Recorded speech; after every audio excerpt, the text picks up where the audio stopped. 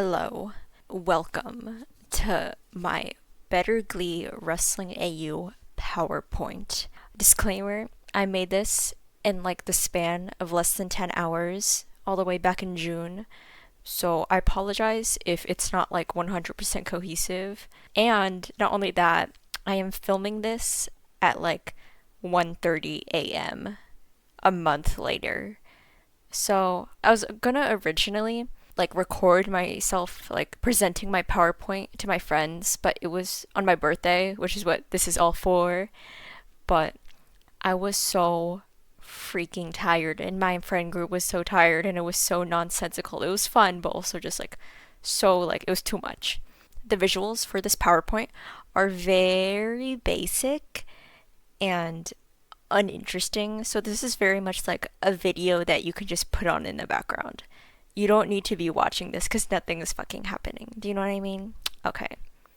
So, introduction. The year is 2024.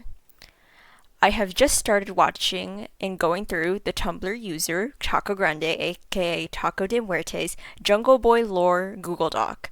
And I'm like just like slowly getting into wrestling. I think it's interesting and stuff. And I am working on Christmas animatics for all my friends. And for Eden, my sibling and my bestie, I decided to make this sticky animation, which is unfinished, but I still think it's pretty good. Anyway, within that sticky animatic, there is a scene in which when the the like beat drops or whatever in the song Sticky, it like transitions to like oh shit to explain the plot of Better Glee. Okay, so in Better Glee, there's this whole plot line between Puck and Artie and then Kurt and Blaine. It's like a whole thing. Anyway, the whole plot of that is very, very short. Kurt thinks Puck is in love with Blaine, but Blaine is not. That's not what's happening. Puck's in love with Artie because Puck was talking about, oh, I like this one like guy and he's kind of nerdy or whatever and he's just dating someone. And Kurt puts the pieces together wrongly and he's like, oh, Puck's in love with Blaine, but actually Puck's in love with Artie. But whatever. Since Kurt thinks that he's in love with Blaine, Kurt like punches him in the face. Whatever. This is my beautiful Better Glee plotline. Anyway, so in my sticky animatic, it like has like a scene transition when it cuts the beat drop, and it's like, oh, Kurt's like a wrestler, and it's like him hallucinating that Kurt's just beating the shit out of him. It is just one punch, but I really like the idea that it's like, oh, he's fucking getting his ass beat. I had a bunch of frames and stuff. I was very obsessed with that. Anyway, oh, I love these drawings so much. Oh, they're just little babies. Look, he's not even a world champion here. Oh, okay, whatever. No, we'll get into it in a second. All of this was just like a one-time thing. Oh, ha, ha, ha. It's my fucking sticky animatic. That's fun. Wrong. In like what? What was it? Like March of 2025, I got really, really into wrestling. And since this seed was just planted in my head, obviously it like just like spiraled out of control. So we got fucking Better Glee Wrestling AU. That's what the child of all of this was. I got really into wrestling, and I can never detach myself from my beautiful bugs, so I have to put them in a wrestling AU. And then that just went kind of crazy. Now we'll get into the universe and characters. Disclaimer, Better Glee Wrestling AU is nothing like canon Better Glee. And there are like aspects that can like go in between, but like this is unrelated completely. So if you're interested in what Better Glee actually is, you're not gonna get it through this, because this is just insanity. This is just bullshit, okay? And Better Glee is already bullshit, so imagine how this is. Okay, first of all, we have to get into the fictional wrestling company of my AU, which is PVW, aka Porcelain Vino Wrestling. Do you get it? Anyway, I am like the president and CEO of the company. Like me Porcelain Vino blank. I'm the I'm the president of the company. I'm like if Tony Khan booked women, you know what I mean? Those who know moment, those who know. You guys watching this video, even the audience, even if you aren't my friend or mutual, you guys can be like jobbers or just like you can work in the company. We're all here. We are in PVW. Put yourself in everyone's shoes. I would say if I had to compare it to a a real wrestling company, I would say like early AEW equivalent and kind of like game changer wrestling vibes. Very like indie, maybe even Ring of Honor. It's like more indie, but also it's like maybe on TV a little or like some like streaming service. You know what I mean? Anyway, at PVW, the wrestlers have a lot of freedom to do what they want. In like real wrestling, they'll be like bookers, people who write storylines, things like that. And the wrestlers, well, they wrestle. Here at my company, the wrestlers do all the fucking work. Okay, I think that's fun. They get to like consult each other on like what matches they want, and they just come to me, the president of the company, like to like confirm matches. Like, oh, this is what we're gonna do. I say, okay, whatever. That's not how real wrestling works, but I don't care. This is my company, okay? Everyone is gay. That has nothing to do with PVW. That is mostly just better Glee, okay? I would say that PVW is very like local in the Ohio area. Maybe it slowly spreads to the rest of the U.S., but it's mainly in Lima, Cleveland. Oh, my beautiful Cleveland. I'm from Cleveland, so I don't live there now, but my Ohio bias. So I don't know what else is in fucking Ohio. Lima, Cleveland, Akron, Cincinnati, Columbus. Um, those are all the cities, yeah. um, and I want you guys to pay attention to this. I don't do this all the time in my art, but um, in my art, when I use like purple backgrounds, this is only in wrestling AU basically, but when I use purple backgrounds, I'm talking about kayfabe, aka like when they're in their storylines, like the fake, like just like the fakeness of wrestling. And when it has a yellow background, my art, that I'm talking about non kayfabe, as in their real lives outside of wrestling. Because in Better Glee Wrestling AU, I talk about both their in ring storylines and then like their real lives outside of when they are wrestlers. So this is like their fake wrestling lives, the purple stuff. And when it's yellow backgrounds, this is like them dealing with reality. I don't know if that's obvious in my art, but that's just a fun fact. And if you see my art, like now you know. Now you know like which one I'm referring to when I'm in my talk about wrestling AU. So this is gonna sound insane, this next slide, and it has no images, so you just gotta sit with this. Okay, this is my hard launch slash soft launch of my penis ranking scale. What do I mean by this? I don't know. Point is, I have problems with actually expressing what I mean by anything at all. Does that make sense?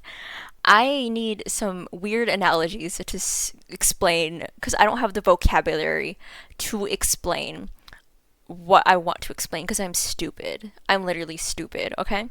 So, this is this wrestling ranking scale that I have developed, and it's based on penis. I don't know why. Don't ask me. Okay, so let me get into each one.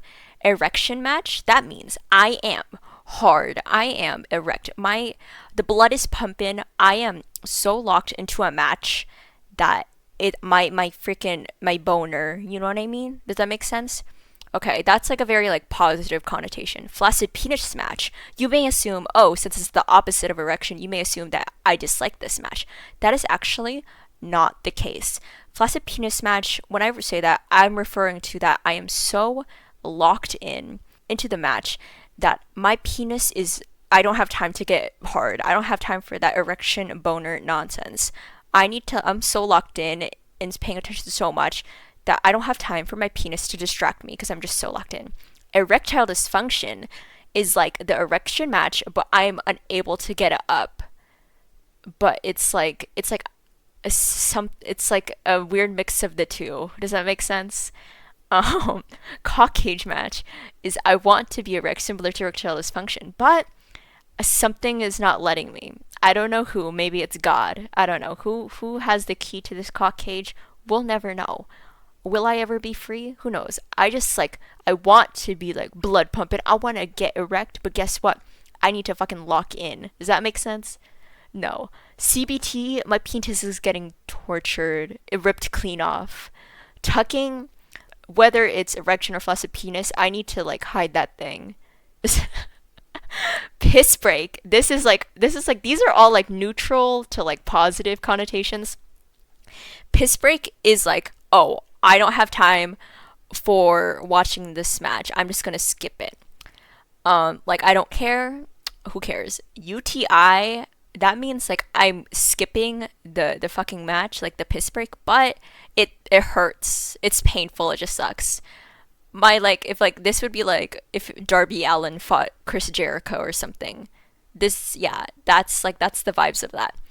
And you may be wondering why. And the answer is I don't know. Cause originally I was going to include this in my like whole like freaking PowerPoint and like when I was explaining the matches, but then I like didn't have time to. So this is just like an extra unnecessary information. So there's that. Now we're gonna get into the characters. First up, it's the commentators, Jeremiah and Matt. Both of them in Wrestling AU, they're like in their 50s. In Better Glee, they're like college sophomores or something. But here, they're old. They're ex-wrestlers. They have like a little like fun like good cop, bad cop kind of like duo when they're on the commentary. Jeremiah, he has a very nonchalant vibe. I like to imagine when he was a wrestler, he was kind of like Orange Cassidy and stuff. Nowadays, when he's a commentator, he's very like negative and like or like critical. Um, I think like maybe like he has like a little like Nigel McGuinness vibes when it comes to commentary specifically. Matt though, he's very fun. He has very Excalibur vibes when it comes to commentary. He's like very overly positive about matches and saying like, "Oh wow, this is so great." And Jeremiah is very like negative, like, "Damn, this sucks," you know. So yeah, the very cutiekins. Okay, but guess what? These two are secretly married. That's right. But no one knows that. Everyone's like, oh my god, they're like, haha, they're like husbands. LOL, the way they like bicker. It's like an old married couple. No, they are an old married couple. Isn't that cute? Isn't that so cute? And then they're like, maybe they have like a little segment where Matt's like, oh, you talk to your husband like that? And Jeremiah's like, yeah, I do. It's very silly, very cute. They don't really have much like specific plot. It's more so that they're just like a cute little commentary duo. One who hates everything versus one who's like loves everything. Very fun. Next up, we have our cameraman who also gets involved in the plot lines. Artie. I have no art of him, sorry. I do, but we'll get into that. He's like 23 or 25 in this universe. He's a film student slash camera guy. He got a job at PVW through connections from Puck. Ooh, what does this mean? We'll get into that. We'll get into that, trust and believe. And he's occasionally involved in storylines. They'll be like throwing him in the ring or something, or be like beating people up. I don't know. We'll get into that. We'll trust and believe, okay? Next we have Jesse. Jesse is the referee. He's like 35 to 40. He's an ex-wrestler. He has very much like RJ City vibes. He's very silly and everyone low-key hates him, as in like kayfabe, everyone hates him. He's involved in storylines occasionally, and he has like a whole joke feud with Tina. She like points him out. It's like, I fucking hate you. I want to fight you, and then they fight. It's very fun, very silly. Because I have like this idea where there's like a tournament, and the winner of the tournament gets to like choose a match with anyone they want, doing anything they want. And Tina, she wins the tournament, but instead of like challenging for like a title or something, she challenges Jessie to a fight and then she wins. It's very silly. Jessie's just like my little like freaking joke comedy relief character, both in Better Glee and in Wrestling AU.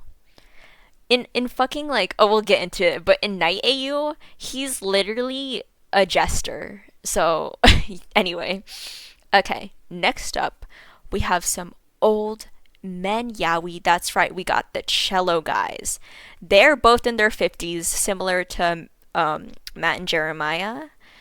They're both from like a WWE equivalent company, and they came to PVW later on in life and reconnected. They have like a whole feud, which we'll get into.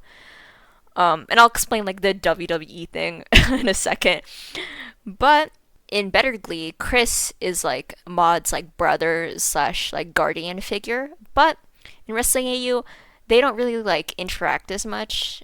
I like to think that maybe he like mentored her a little bit or like influenced her to become a wrestler, but they aren't like as close as like a full on like living together. This is my inspiration for them. Golden Lovers, Jin Cage. What the fuck is their names? What's their names now? Cope and Cage, Edge and Christian, whatever you want to call them. Mariah and Tony vibes, you know. They got some shit going on, but we will get into that, okay? Alright, next up, we have Sunshine Corazon, also who goes by Sunshine in the Ring.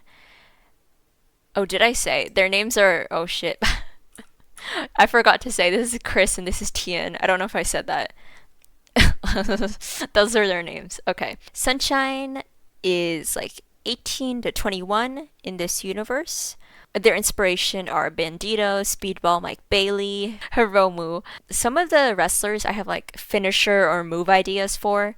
For Sunshine, I don't know what it is, but maybe it's like a move walking on like the ropes or something, and it's called Walking on Sunshine. Isn't that a great finisher move name? Anyway, he's high-key way too fucking good to be at PAVW. He should go to the big leagues, but you know, whatever. He is besties with Harmony, and he low-key has a crush on her. Ooh. Okay. Next up, we got Harmony. Eee! Who also just goes by her name in the ring.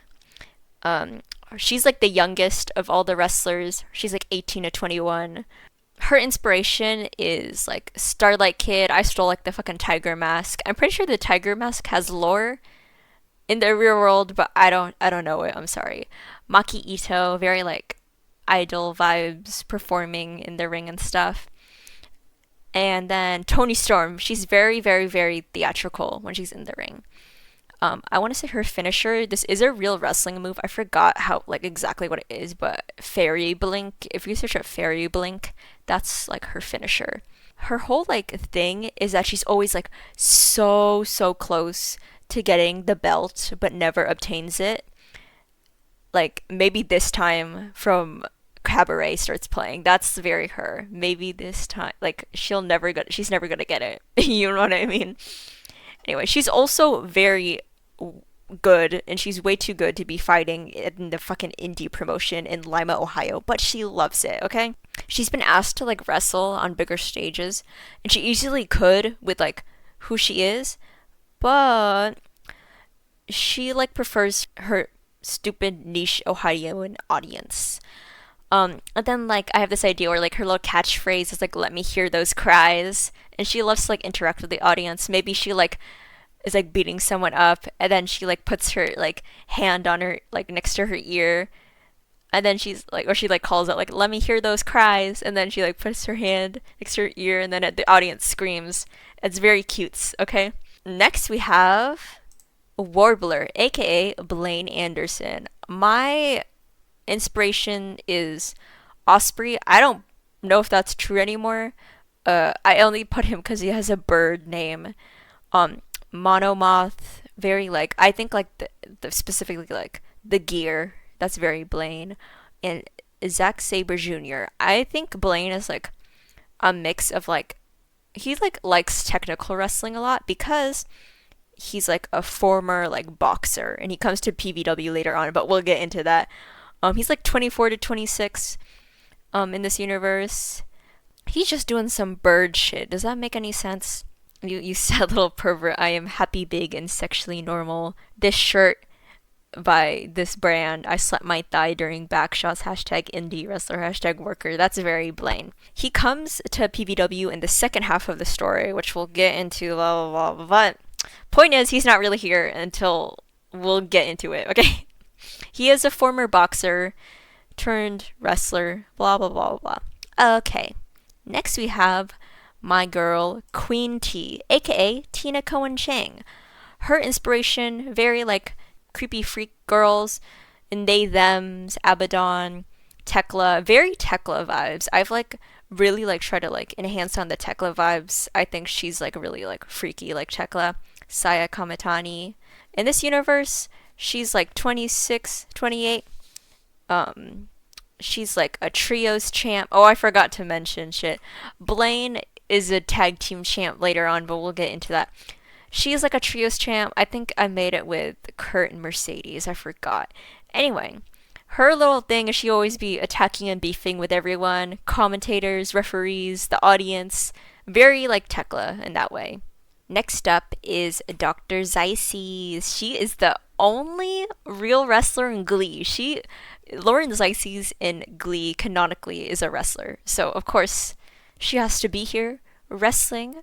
She is like the same age as Tina. And she is like the death match champion. And she is for a very, very, very long time, for basically the entire story. She like is genuinely like studying and to get like a PhD in biology and science and shit. And she doesn't show up terribly often on the show because of school. And she only really shows up to do some crazy deathmatch shit, really gets the audience going and stuff. She was a wrestler in high school. We'll get into that. My inspirations are Brody King, really big, Megan Bain, also really big, and Nyla Rose, very scary, crazy. Yeah. I just like this photo. This is unrelated. This is actually no. This low-key does happen. We'll get into that. Okay. So yeah, she has like a mad scientist gimmick, very creepy, and she like has like sticking needles in people and stuff. Next up we have the fabulous Quinn Fabray. Wow, she's also the same age as Zeiss. We'll get into that. Her inspiration is Penelope Ford, Julia Hart, very Julia Hart vibes, and Wheeler Yuta. She's like the Wheeler Yuta to Zeiss's John Moxley, but I didn't put John Moxley because like John Moxley is like in like a bunch of the wrestlers in Better Glee, so it's not like necessarily inspiration. But their dynamic is very Yuta Mox, but we'll get into that. Julia Hart, I was about to say, if you don't know, I don't even really know that well, but she used to be like a little like cheerleader girl. She used to be like a cheerleading gimmick, but then she got like sprayed by the mist, and then she turned evil, which is basically what happens to Quinn in kayfabe. So yeah, that's very like Quinn vibes. Her finisher, her name idea, I don't know what happens, but it's called "Say a Little Prayer." Isn't that really funny? Thank you. Thanks for the applause. Everyone cheered. Okay. She was trios champs with the Unholy Trinity. Her plotline is basically just white girl torture chamber, because I think that's funny. And she got into wrestling because of Zeiss, but she genuinely grew to love it later on. But we will get into that plotline. You can like kind of see it just like here, but we'll like really expand on that later. Okay. Next up, my girl, Miss Mercedes Jones. Her inspiration is like Jamie Hayter, Kevin Knight, and Willow Nightingale. Definitely Jamie and Willow. I made this, I'm pretty sure, before Kevin Heel turn. When was Kevin Heel turn? He's evil now, but when he was a beautiful bug, that's very Mercedes vibes. She's not evil. She's very like a Willow babyface vibes. She's like 25 to 27. They also call her the Disco Diva. And her finisher is called Inferno, as in Disco Inferno. So yeah, she was trios champs with Kurt and Tina. She's very, very like over with the crowd. Everyone loves her. People are dancing to her entrance music. They're cheering really hard. She's like the fan favorite. So yeah, she's very cute. Very cute. Oh, I love how I did her hair here. Okay, okay, okay. Lock in. Disco 70s gimmick. Yeah. Okay, next up, we're getting into like the real important bugs, okay? This is Pugzilla, aka Noah Puckerman. He's like 27, 29-ish. He is the very first world champion of PVW, okay? He's very like flamboyant and flirty in the ring, but when he's not in kayfabe, he's actually quite quiet and very antisocial. Not necessarily like shy, but he's just like when he's not in his wrestling gear, he doesn't really gaff. Which I like you could say, "Oh, that's not like real Puck. This is my OC, okay? This is my OC." He does open up to people and become more like flirtatious and friendly, but he's just like a little shy in the real world or like very just like antisocial. My inspiration is Mason Madden, his huge ass. I'm not gonna explain that. Kyle Fletcher and Ricochet. I very much see like the Kyle Fletcher and Ricochet in Puxilla. Next up, we have the second world champion ever of PVW, which is Snix, aka Santana. She's also like the same age as Puck. Her finisher is called Back to Black. Isn't that fun? I know. Applause, applause, applause. Okay. She was a lot of different champions. She was trios champ with Unholy Trinity, world champ, and then later on tag team champion, but we'll get into that. My inspirations are Mercedes Moné, Marina Shafir, and Andrade El Idolo. I very much see Mercedes Moné in her. Just kind of like a girl who's really good, but also like just kind of a loser at the end of the day. I made her luchadora, not because she's Hispanic, but because I really just wanted her hair to like poof out of her mask. Because my Santana design has really poofy hair, so I just thought it would be fun to like poof. And she has like a little cool like half split gear. This was inspired by like some like Mariah May Tony Storm gear, but I forgot what. I don't know, whatever. She got into wrestling as like a dare, um, but then she ended up like really liking it. I don't know from who. Maybe she was like friends with Quinn or something. I don't know. But she got into wrestling as a dare. She was like, yeah, I'll get into this stupid like bullshit. But then she actually enjoyed it, and now she was a world champ. After that, who takes the belt from Santana? Your favorite twink, the Princess Diana of Glee. Kurt Hummel, Porcelain. He's like 25 to 27 on this universe, and he is the world champion during the main plot of Better Glee.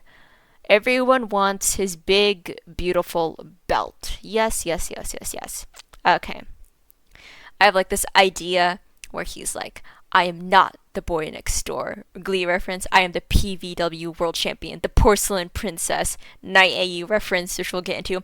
And if you want this belt, you'll have to pry it out of my cold, dead hands. Put a pin in that. Cold and dead. Cold, dead hands. His dead hands. That's, yeah, whatever. My handwriting looks so good here. John Moxley image, more penis joke. Everything goes back to penis for some reason.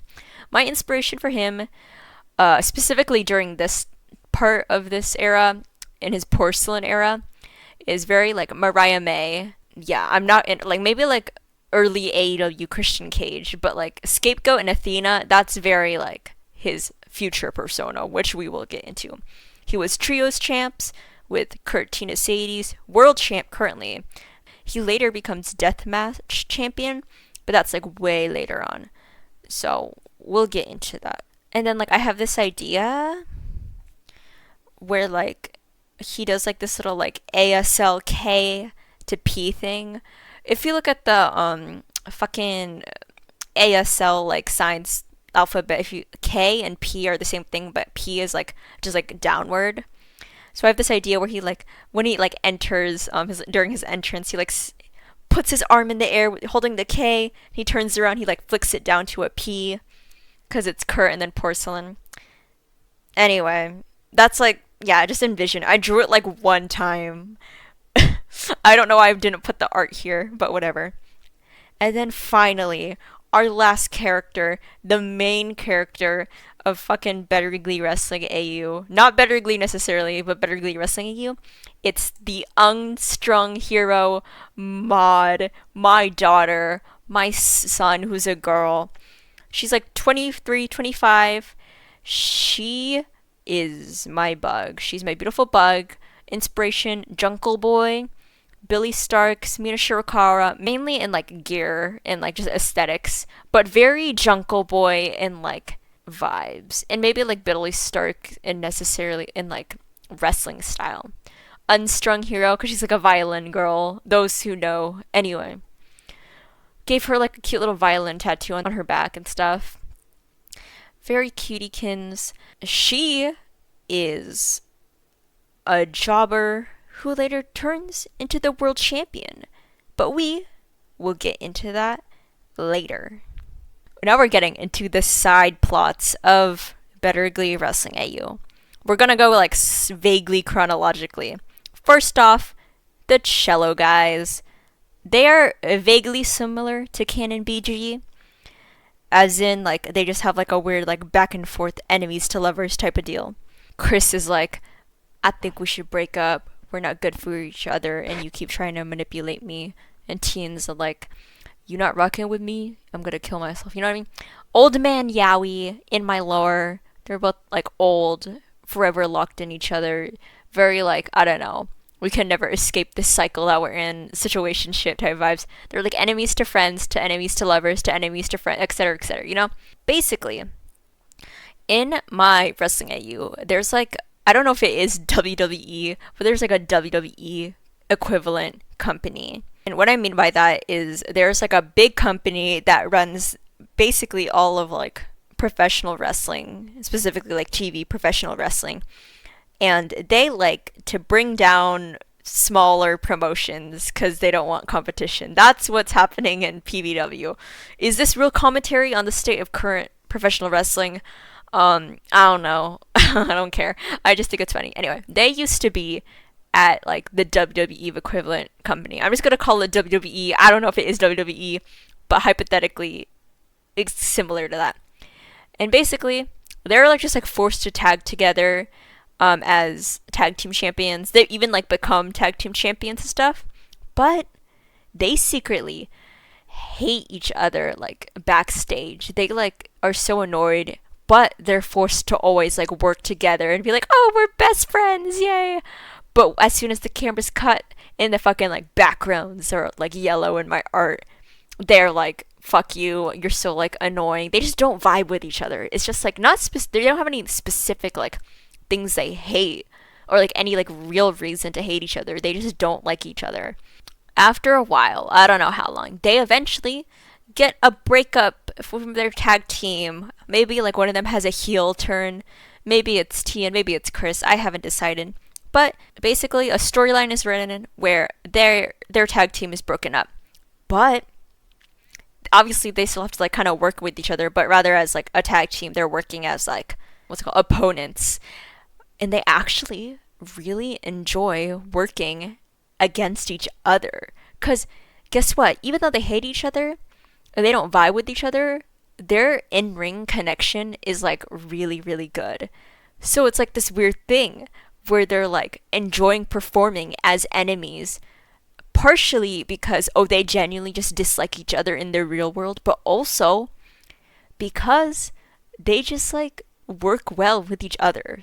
They end up like fucking during their feuds and stuff. Is pretty crazy.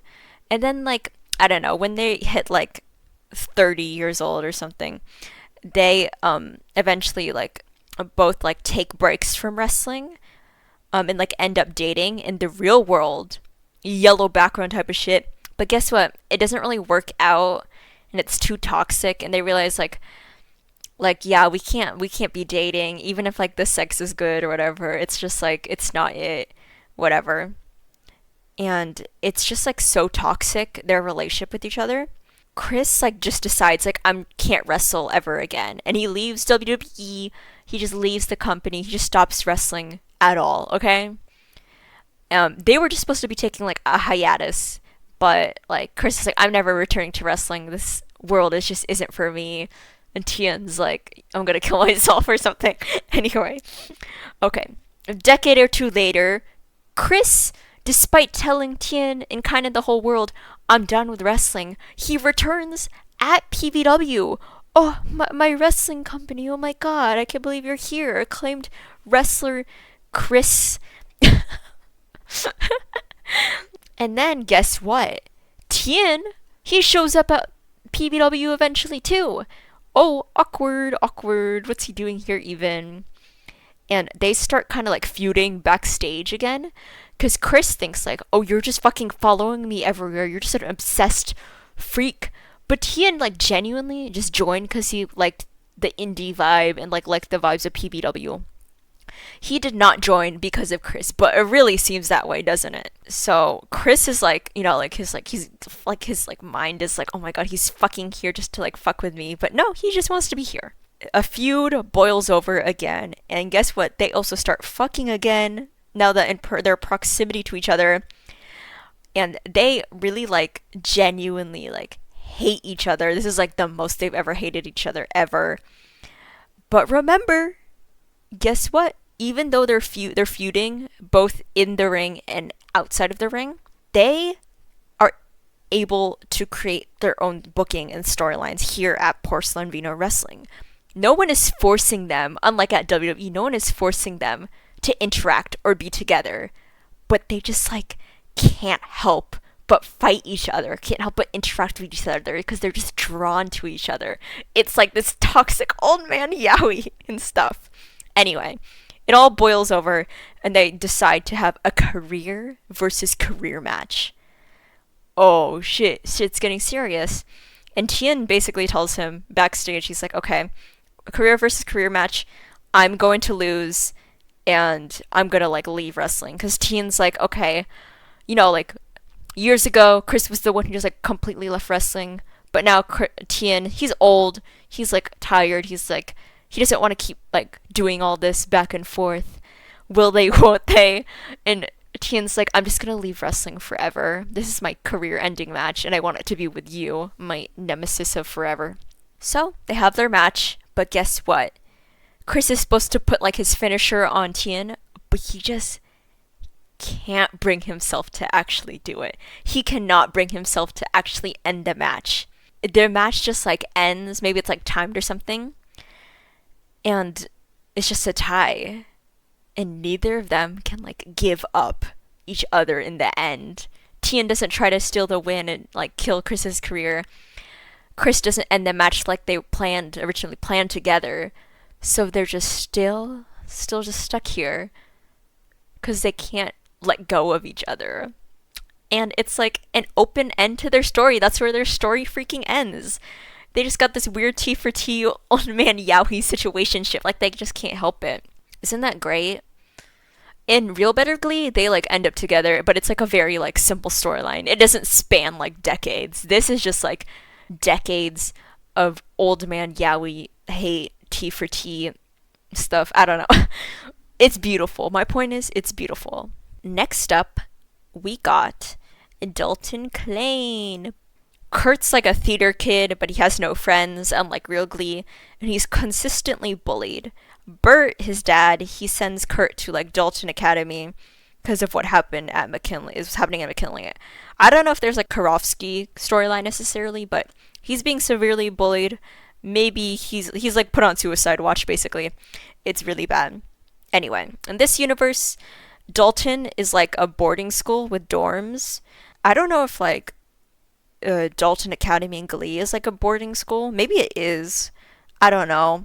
But basically, they have their own dorms. So Kurt, he's sent to fucking Dalton Academy, just this little white boy. And about like a week at Dalton, he's like woken up and he hears like footsteps outside in the middle of the night. And he's like, whatever. What's like the worst that could happen?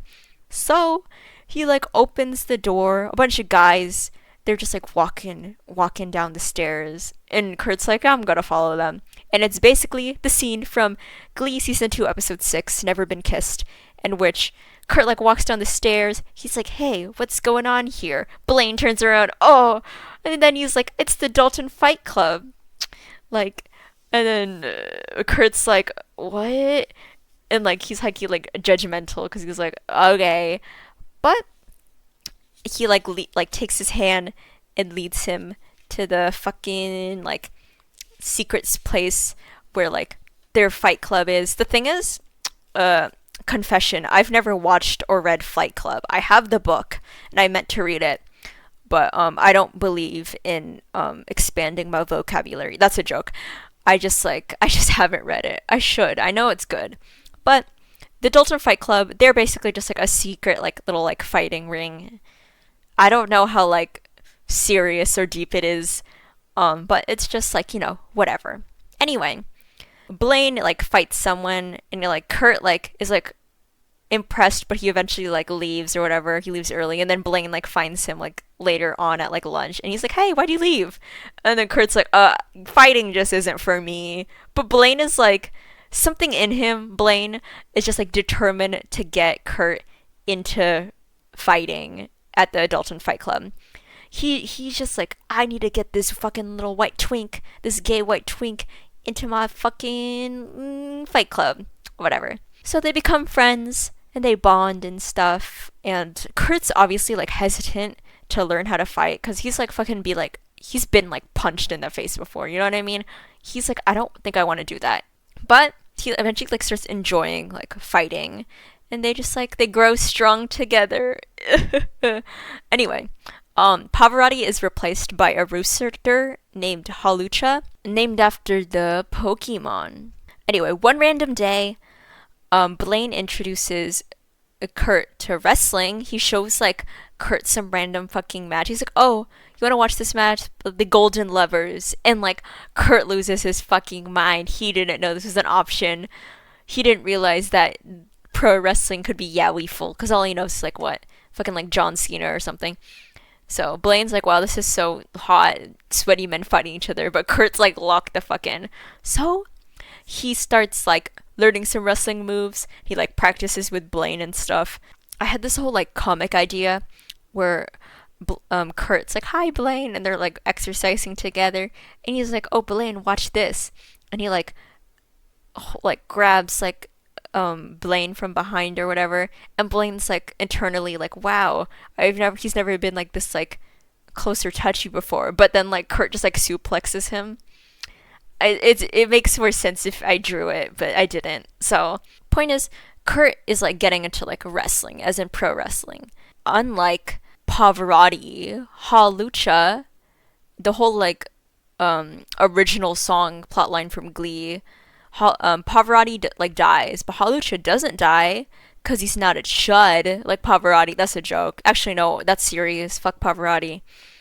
I have some like plot line where it turns out Halucha's a girl because she starts laying eggs and stuff, and it's basically like, I don't know. We could have like some commentary like, oh, there's new life in Better Glee Wrestling AU versus Death in Glee. What does this mean? I don't know. Who cares? Anyway, so basically, yeah, Halucha lays eggs and stuff. Anyway, at the end of the school year, everyone at the fight club has their final match, and Blaine chooses Kurt to fight with. It's like the original song scene where it's like, why did you choose me? Oh, you move me, Kurt. Kiss. I don't know. I don't remember that. Eventually, Kurt gets into like wrestling. He shows up at the dojo, and he basically like takes what he learned from Blaine and the Dalton Fight Club, and he also gets to be his old theatrical self, because that's what fucking professional wrestling is. It's theater. So he really freaking loves it, and Blaine becomes like a professional boxer.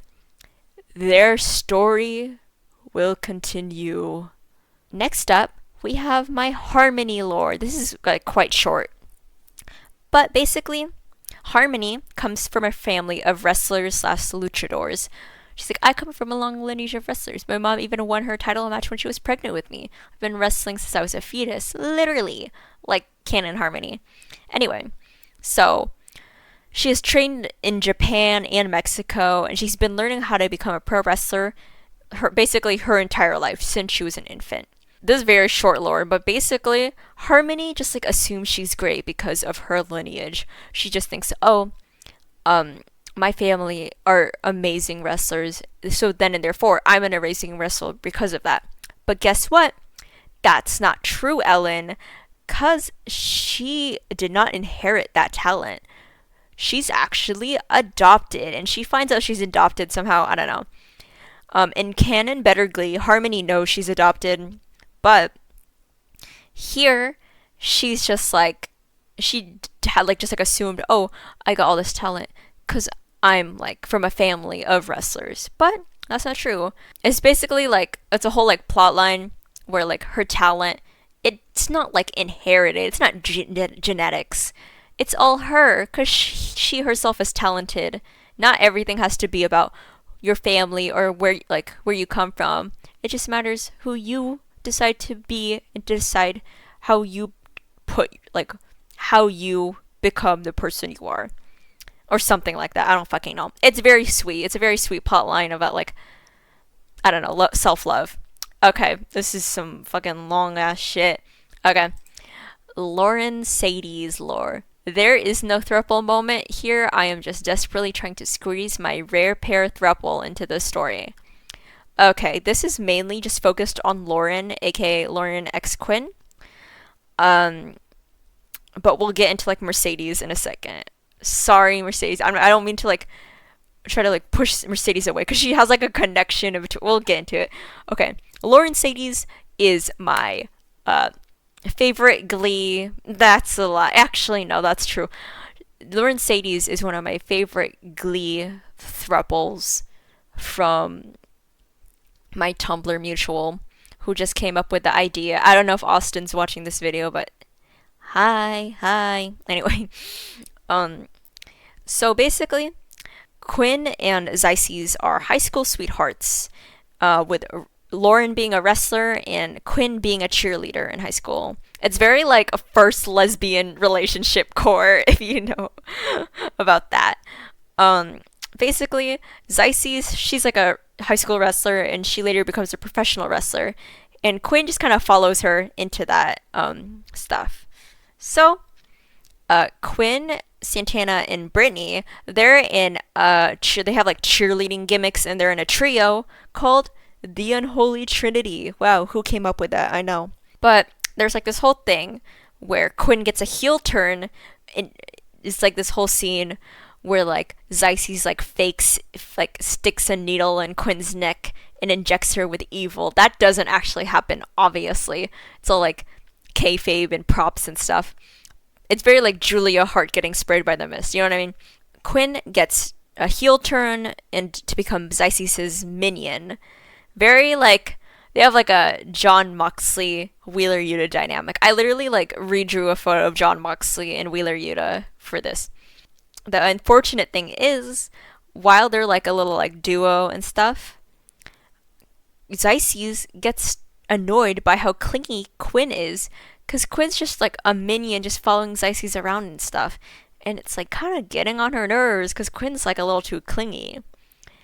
And it's like they eventually like break up, and Quinn thinks that like Xyces was like the girl she was like gonna marry, but Xyces just sees her as like her high school girlfriend. It's like really tragic and sad. Very early lesbian relationship core, like I was saying. This all ends with a death match with Xyces winning. So it's basically like their breakup match, but like yellow guys notice yellow backgrounds. This is how they feel in the purple, yellow. This doesn't have a background. But basically it ends with like a death match. Their whole like breakup ends with a death match with Xyces winning, and Quinn is forced to like really like make her own character and like try to like stop like trying to like just follow people around and just like do whatever they say.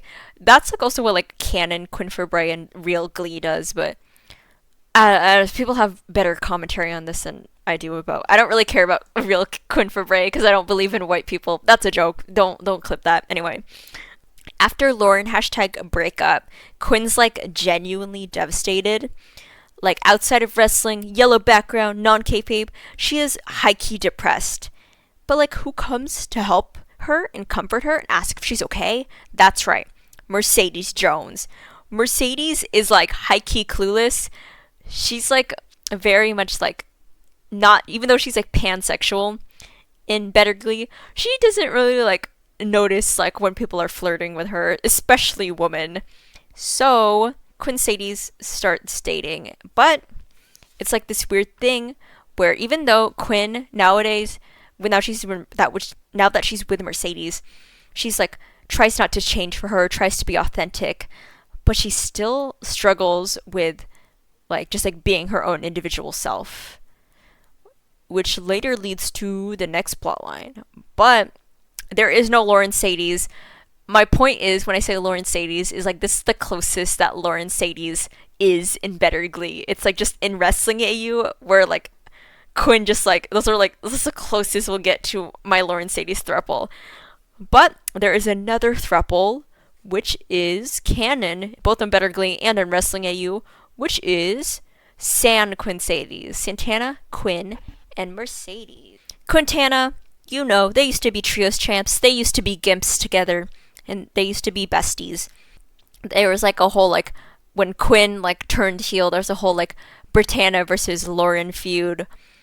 And then eventually, later on, when Santana is world champ, they have like a match for the world title. It's very bloody, very gross, like drinking each other's blood type of deal. Very fun, very homoerotic, you know. Very silly, but they're like just besties, you know. It's fun, okay? Santana retains her belt, and you know it's all fine and dandy. Outside of kayfabe, they're besties outside of kayfabe, and they think, okay, this is our last match. It was really crazy. That was so fun to do together. Is this their last match though? This is like vaguely similar to real Better Glee, as in they have like issues. So Quinn and Mercedes are dating, but Santana low-key has a crush on Mercedes, and she kind of starts like flirting with her. Oh, Britannia have broken up. I don't know when they break up, but they break up anyway. Mercedes is like clueless as usual, because it's like, oh, this is just classic Santana banter to her. She's like, oh, Santana's so silly, you know, whatever. But Quinn notices that's not like Santana being silly. Like she's gently like flirting with her girlfriend, because Quinn and Santana are best friends. She knows how Santana flirts, and she sees the signs. So Quinn starts getting like overprotective, and like they start like beefing backstage and stuff. They get really like angry at each other. It's very like Tony, Mina, Mariah. You know, this is Mercedes, and this is Quinn and Santana. Like two girls fighting over her. Anyway. So Mercedes, unrelated. I fucking love this image. Look at them. They're so cute. Look at that like little leg just sticking out like ah. That's very cute. Anyway. So Quinn gets really overprotective over Mercedes, and Mercedes gets annoyed by this because she doesn't want to be like treated like a prize to be won. She doesn't want to be like their fucking like princess. She like just like she's like, I'm your like girlfriend and that's my friend and you're acting all weird. So she breaks up with Quinn to do some reflecting. Maybe Quintana has some hate sex while like her and Mercedes are broken up or something. Anyway, turns out after much reflection, Mercedes realizes, oh, I actually like both of you a lot. Like, oh wait, this isn't like I like both of you. So we all know that Sadie's has been struggling with flirting with girls for forever. She's still trying to grasp her own sexuality. So when she realizes she wants two girlfriends, she's like, I didn't know this was happening. Like, she didn't know, oh, I could choose both, low key. But anyway, they work it out and they become a beautiful throuple. So yeah, this is like specifically in kayfabe, they're very Mina, Mariah, and Tony. It's very like silly and stuff. And eventually, Quinn and Santana, in kayfabe, they have like a match for Mercedes' love called Death Becomes Her. Isn't that a great match name? I know, thank you. And like it ends with like a three-way kiss. Search up the Mina Shirakawa, Tony Storm, Mariah May three-way kiss. That's what happens at the end of that match. Anyway, this is like this is some long shit, bro. I have a script. This fucking lore takes up like fucking like 2 pages and it's just a side plot. So buckle in, everyone. Okay. I don't have enough art for this because I'm too busy drawing fucking like Blaine's ass in the air or something. So this is like my only 2 images for it, but we are getting in to part Tina lore, aka Puck, Artie, and Tina. This is too much. TLDR, listen to Bait and Switch by KMFDM. TLDR, read the plot to that one Bad Jokes fan fiction. If you know, you know. I'm gonna explain it. Okay, so there's this Bad Jokes fan fiction, as in Batman x the Joker, but it was Lego Batman x the Joker. It was called This Is Better Than the Two Boats. And basically, the whole plot is like Batman starts getting jealous of Bruce Wayne because Bruce Wayne starts like hanging out with the Joker more. But guess what? Fucking obviously, Bruce Wayne is Batman, but he's just jealous of himself. It's amazing. And I accidentally made my Partina lore just the plot of that fanfiction. Go read that fanfiction. It's really like funny. A wise man once said, "What makes you think you can just walk back into her life without a good fight?" Who said this? Tina from Glee, my lovin' Glee cast version from season 5, episode 9. Anyway, let's get into it. This, I love these drawings. Okay. Former world champ Puckzilla. This takes place when like Kurt's world champion. Former world champ Puckzilla, aka Puck, aka Noah Puckerman, needs a new roommate to split his rent. He's like, "Hey, I need a roommate who doesn't mind me heading out late at night. It's for my job." He does not disclose at all in his like roommate application stuff. He does not disclose that he is a wrestler because he's partially embarrassed, and also he's kind of like trying to hide his identity.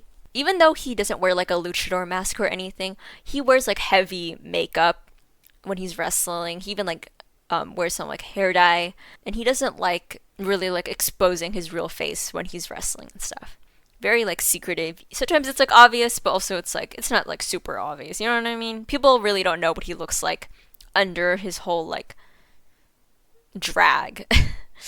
So eventually, some film bro named Arthur Abrams becomes his roommate. They become roommates and they're fairly chill with each other. Artie calls him Noah because that's just like how he knows him. Puck doesn't go by Puck when he's not wrestling. Okay, Artie knows him as Noah Puckerman. So Puck's kind of awkward around people that aren't in his wrestling space, so he's kind of distant from Artie, but neither of them seem to mind. They're just minding each other's own business. And Artie kind of like starts like suspecting that Puck is a stripper because he's like out late all the time. He doesn't want to talk about his job. He has like piercings. He's like all buff. So he's like, he's probably a stripper, but I'm like not gonna judge. You know what I mean? One day, Artie's trying to hang up posters on his wall, and Puck goes to help him.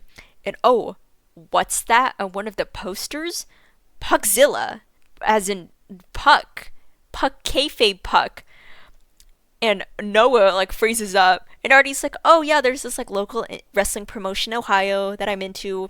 Puckzilla's my favorite wrestler. Have you ever watched wrestling? Are you into wrestling?" And Puck like panics because he's literally holding like a poster of himself, and like he's like, no, I've never actually like watched pro wrestling before." So he's just straight up lying like immediately. So Puck grows more distant from this interaction and Artie's like, "Oh, my hot roommate thinks I'm fucking like lame and weird and gay because I have a shirtless man on my wall." Like Artie's like, "Oh shit, I kind of fucked that up." But deep obviously Puck's just like, "Oh shit, I just like lied. I don't know how long I'm gonna keep up this lie." And he keeps trying to like bring up like, "Hey, I should have disclosed this to you, but I was embarrassed." But it just like he just keeps hiding it for weeks and weeks and weeks and weeks. While he's at work, Puck tells his best friend Tina Cohen Chang, aka Queen T, about his roommate problem. He's like, "I have a crush on my roommate," and it's just like kind of embarrassing. He doesn't really like elaborate too much, but he's like, "I have this embarrassing crush on my roommate." Tina obviously makes fun of him, like, "Lamau, loser," you know, whatever. They're best friends. Tina and Puck are best friends in the real world. So Eventually, Puck finds out that PVW needs a new cameraman, and he gives them Artie's contact information, and he puts in like a good word. Eventually, Artie tells Noah, "Oh my god, I just got an email from PVW. They're saying they saw my work and they want to hire me." Puck's like, "Oh, that's great." Artie gets hired at PVW, and like it's so dumb because like Puck keeps like trying to just like he still hasn't told Artie that he's a fucking Puckzilla, so he's like driving Artie to work. He's like, "Have a good day." And then he like does like a circle around the like parking lot, and he just parks his car and then actually just goes inside the building because he's like he works there too. He's always like hiding behind corners every time he sees Artie, you know. He's like very like he like hides even like more than he used to, Puck does. Puck as Puckzilla when he's in kayfabe or whatever, not even in kayfabe, when he's just like in his gear, he starts just like openly flirting with Artie and stuff. He gets like really, really confident, like a little too confident in K5.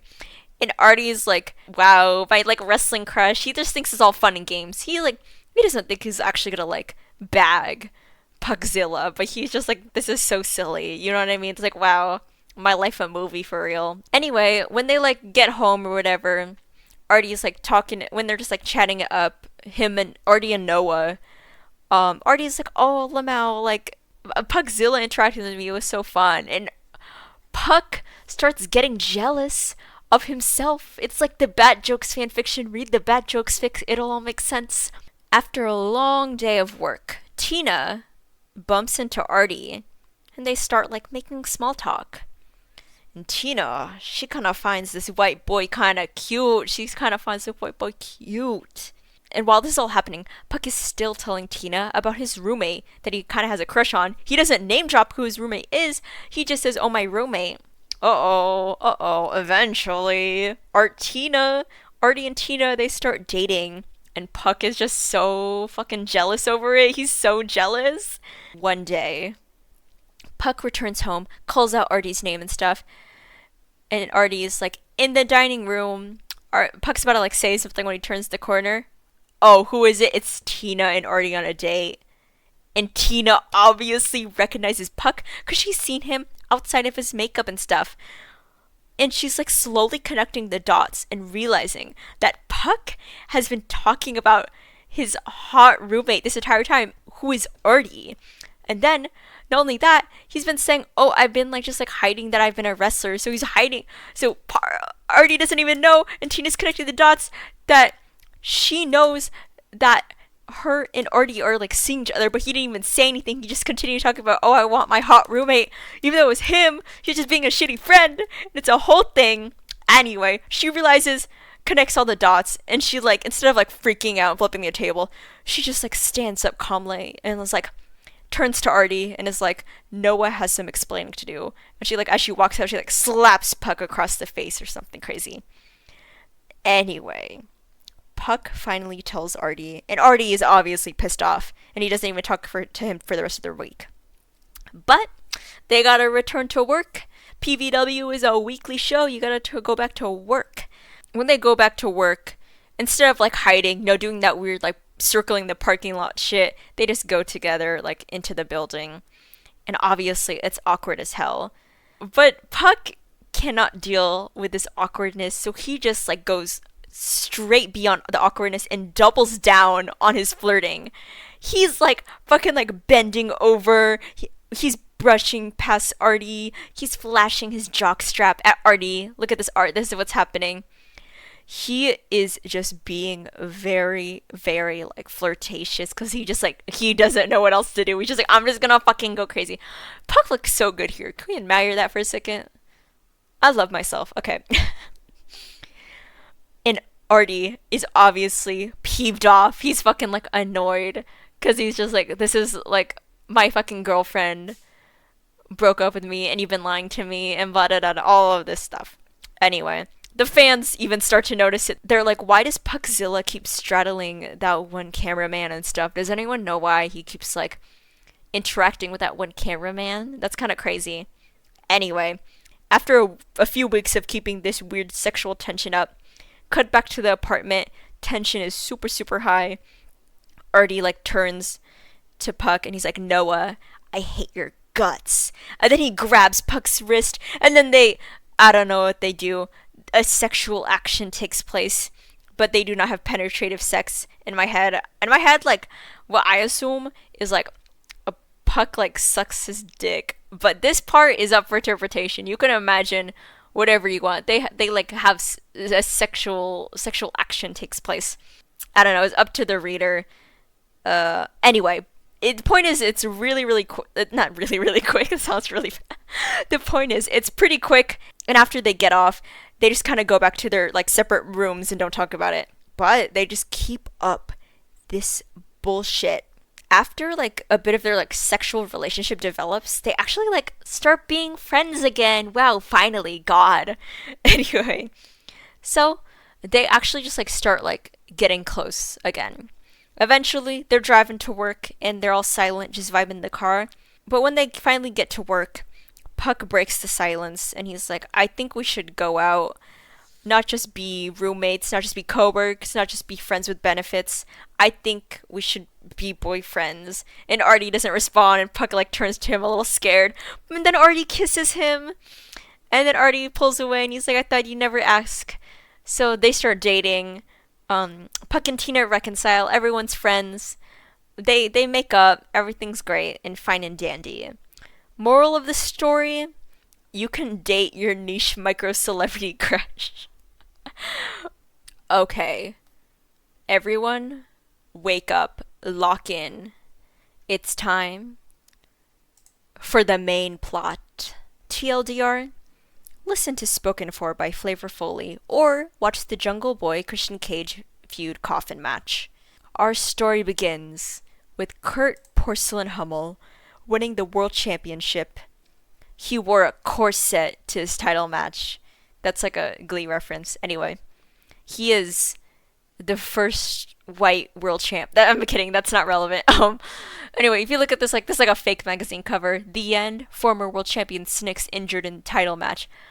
My lore for that is like Santana's like fake injured, but turns out she's just getting bottom surgery.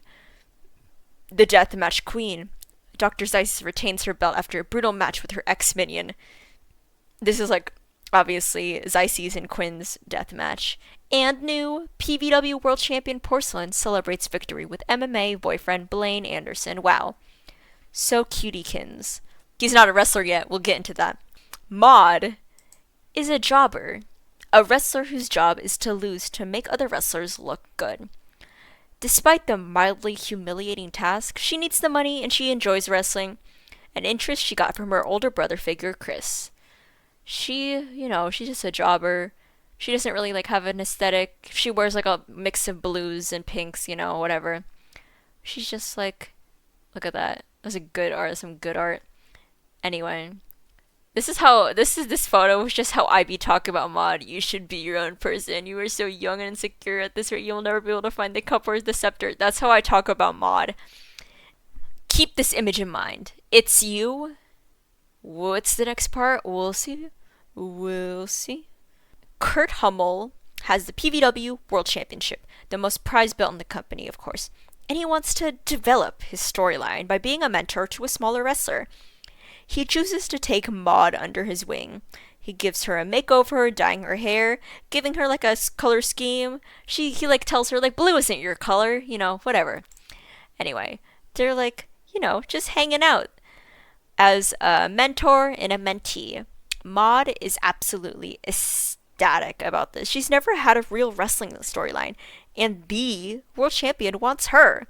She agrees to follow Kurt, but she has some problems coming up with her own like storylines, which at PVW, all our wrestlers, they do like basically they decide what they want to do with their storylines.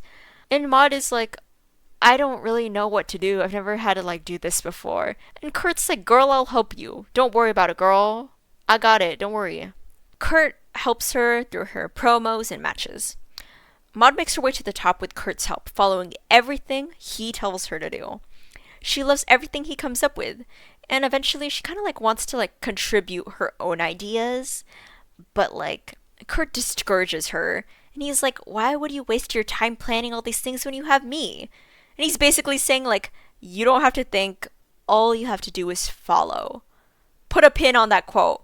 He's basically saying you don't have to think, all you have to do is follow. This is all like yellow background type of vibe. He is like just saying to her this outside of kayfabe.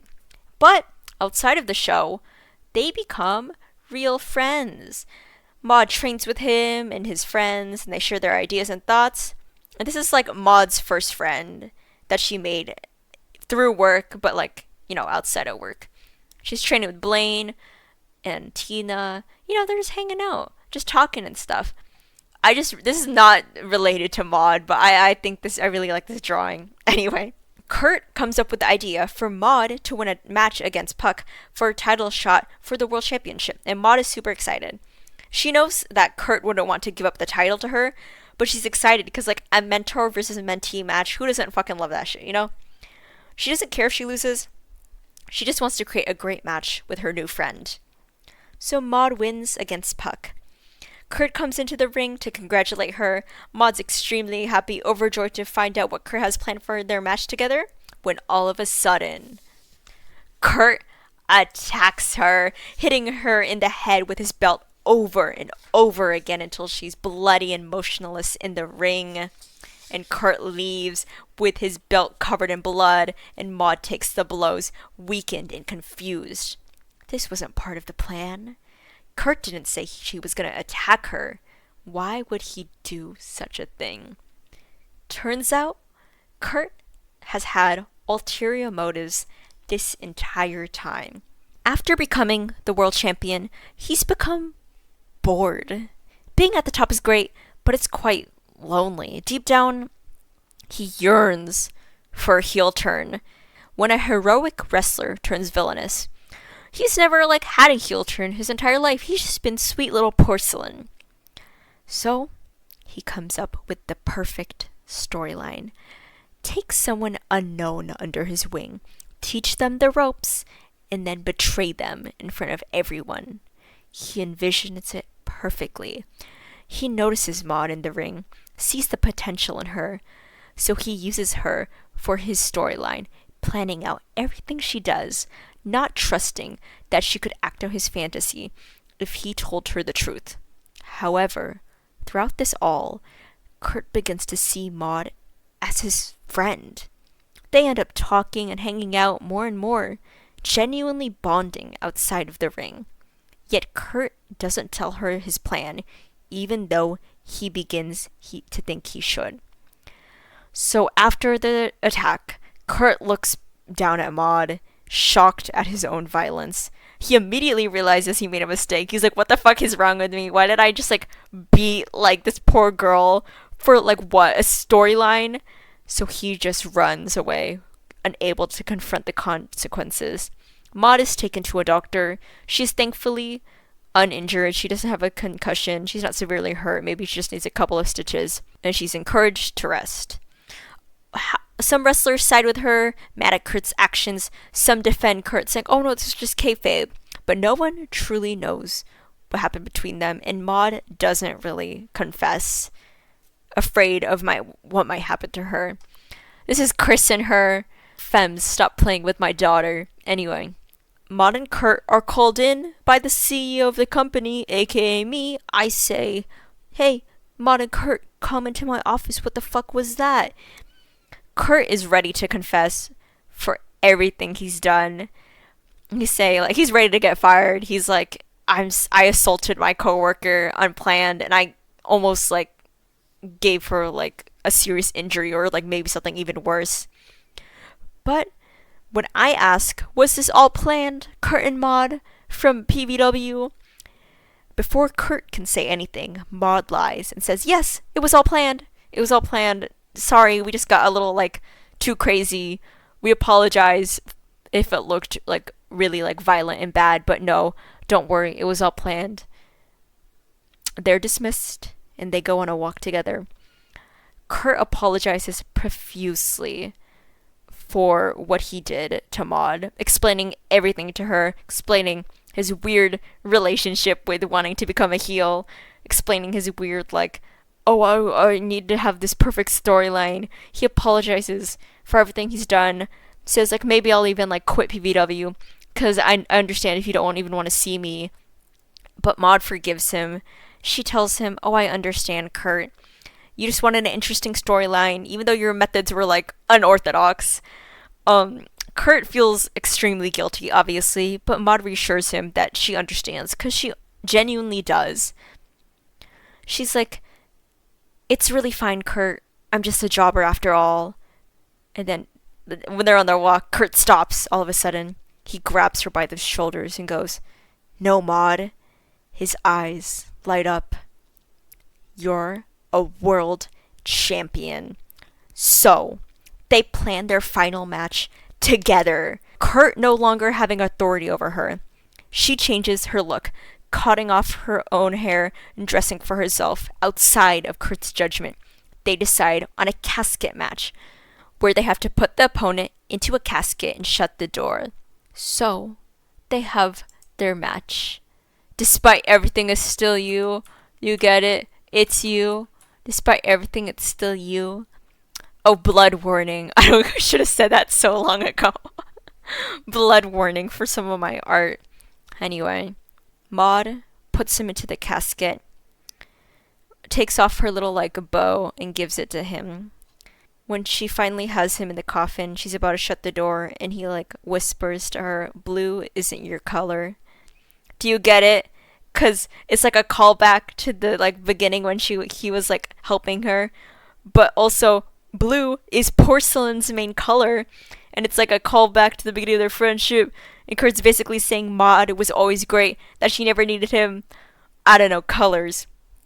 Their match is like heavily inspired by the Jungle Boy and Christian Cage match.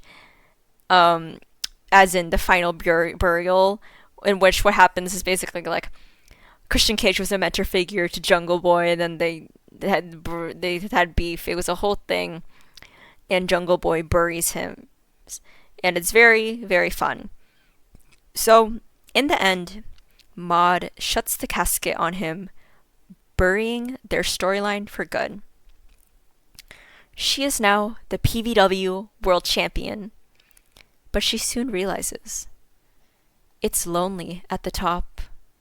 Maud will return in the next half of the Wrestling AU. The story continues.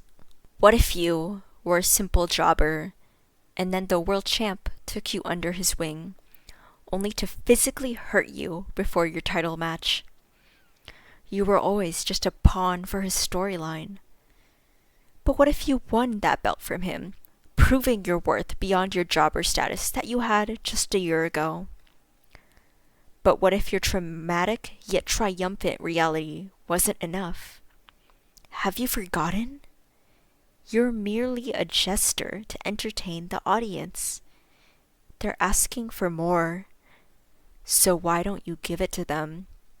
So, despite the amazing match and storyline she had with Kurt, Maud's title run begins quite poorly. She isn't used to getting all of this attention, especially without the help from Kurt, and her whole persona kind of just becomes bringing up jobbers and mid-carders, but it kind of gets tired pretty quickly. The audience isn't really vibing, which introduces us to my Better Glee OCs, Boyd and Blue. We're not gonna get why are they my OCs. Point is, he's like a high school version of Boyd Grayson from the Restoration at Grayson Manor. This is a Gajinka, a trans femme Gajinka of Blue from the movie Rio. Yes, the one with the birds.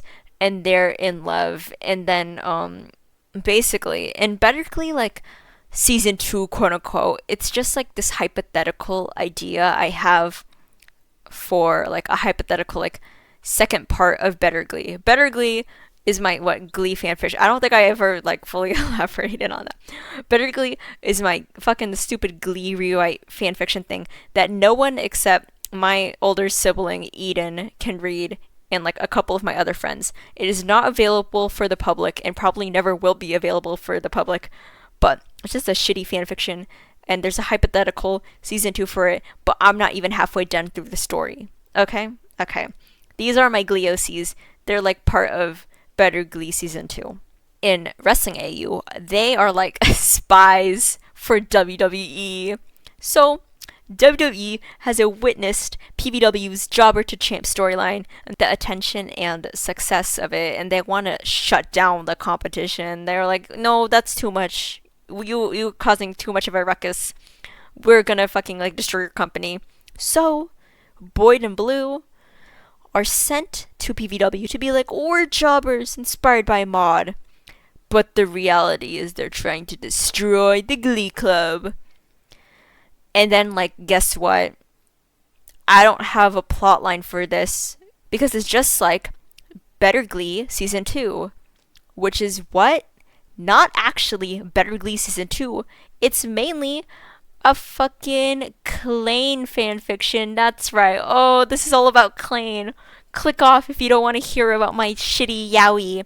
My shitty trans gay yaoi. Okay. A wise man once said, if I am good to you, won't you be good to me? That's how easy this should be. Who said these words? Klain, Season 6, Episode 7, 676767. That was just written in my script. Okay. Who else misses Court? Who else misses the Princess Diana of the company? Who else misses my white boy? White boy, come back. White, do you grow distant? White boy? Kurt's like fucking like been to therapy or something within this time. He knows he openly assaulted his coworker, but he's working on himself, okay? You gotta trust. See, this is the face of someone who will not try to kill his coworker. Trust. Outside of kayfabe, Maud and Kurt are besties, obviously. And Maud's like trying to encourage Kurt to get back in the ring. He really does miss it, but he wants his comeback to be grand. He starts thinking of like new personas. Maybe a priest persona, here to cleanse the audience of their sins. I don't know. Seems a bit sacrilegious. Ooh, maybe a zombie, coming back from the dead. Nah, Kurt's wrestling style doesn't really fit that, and he's not committed to the whole horror bit. But then, in the middle of the night, Kurt sits up from bed. He immediately goes to the nearest sex store because he's gonna need some props for his new fucking persona. That's right, baby. The freaking wrestler I draw the most, probably. I don't know, statistically. Can we get a statistic on that? That's right. It's time for the saddest. Yeah, the saddest. Is it the saddest or the sadist?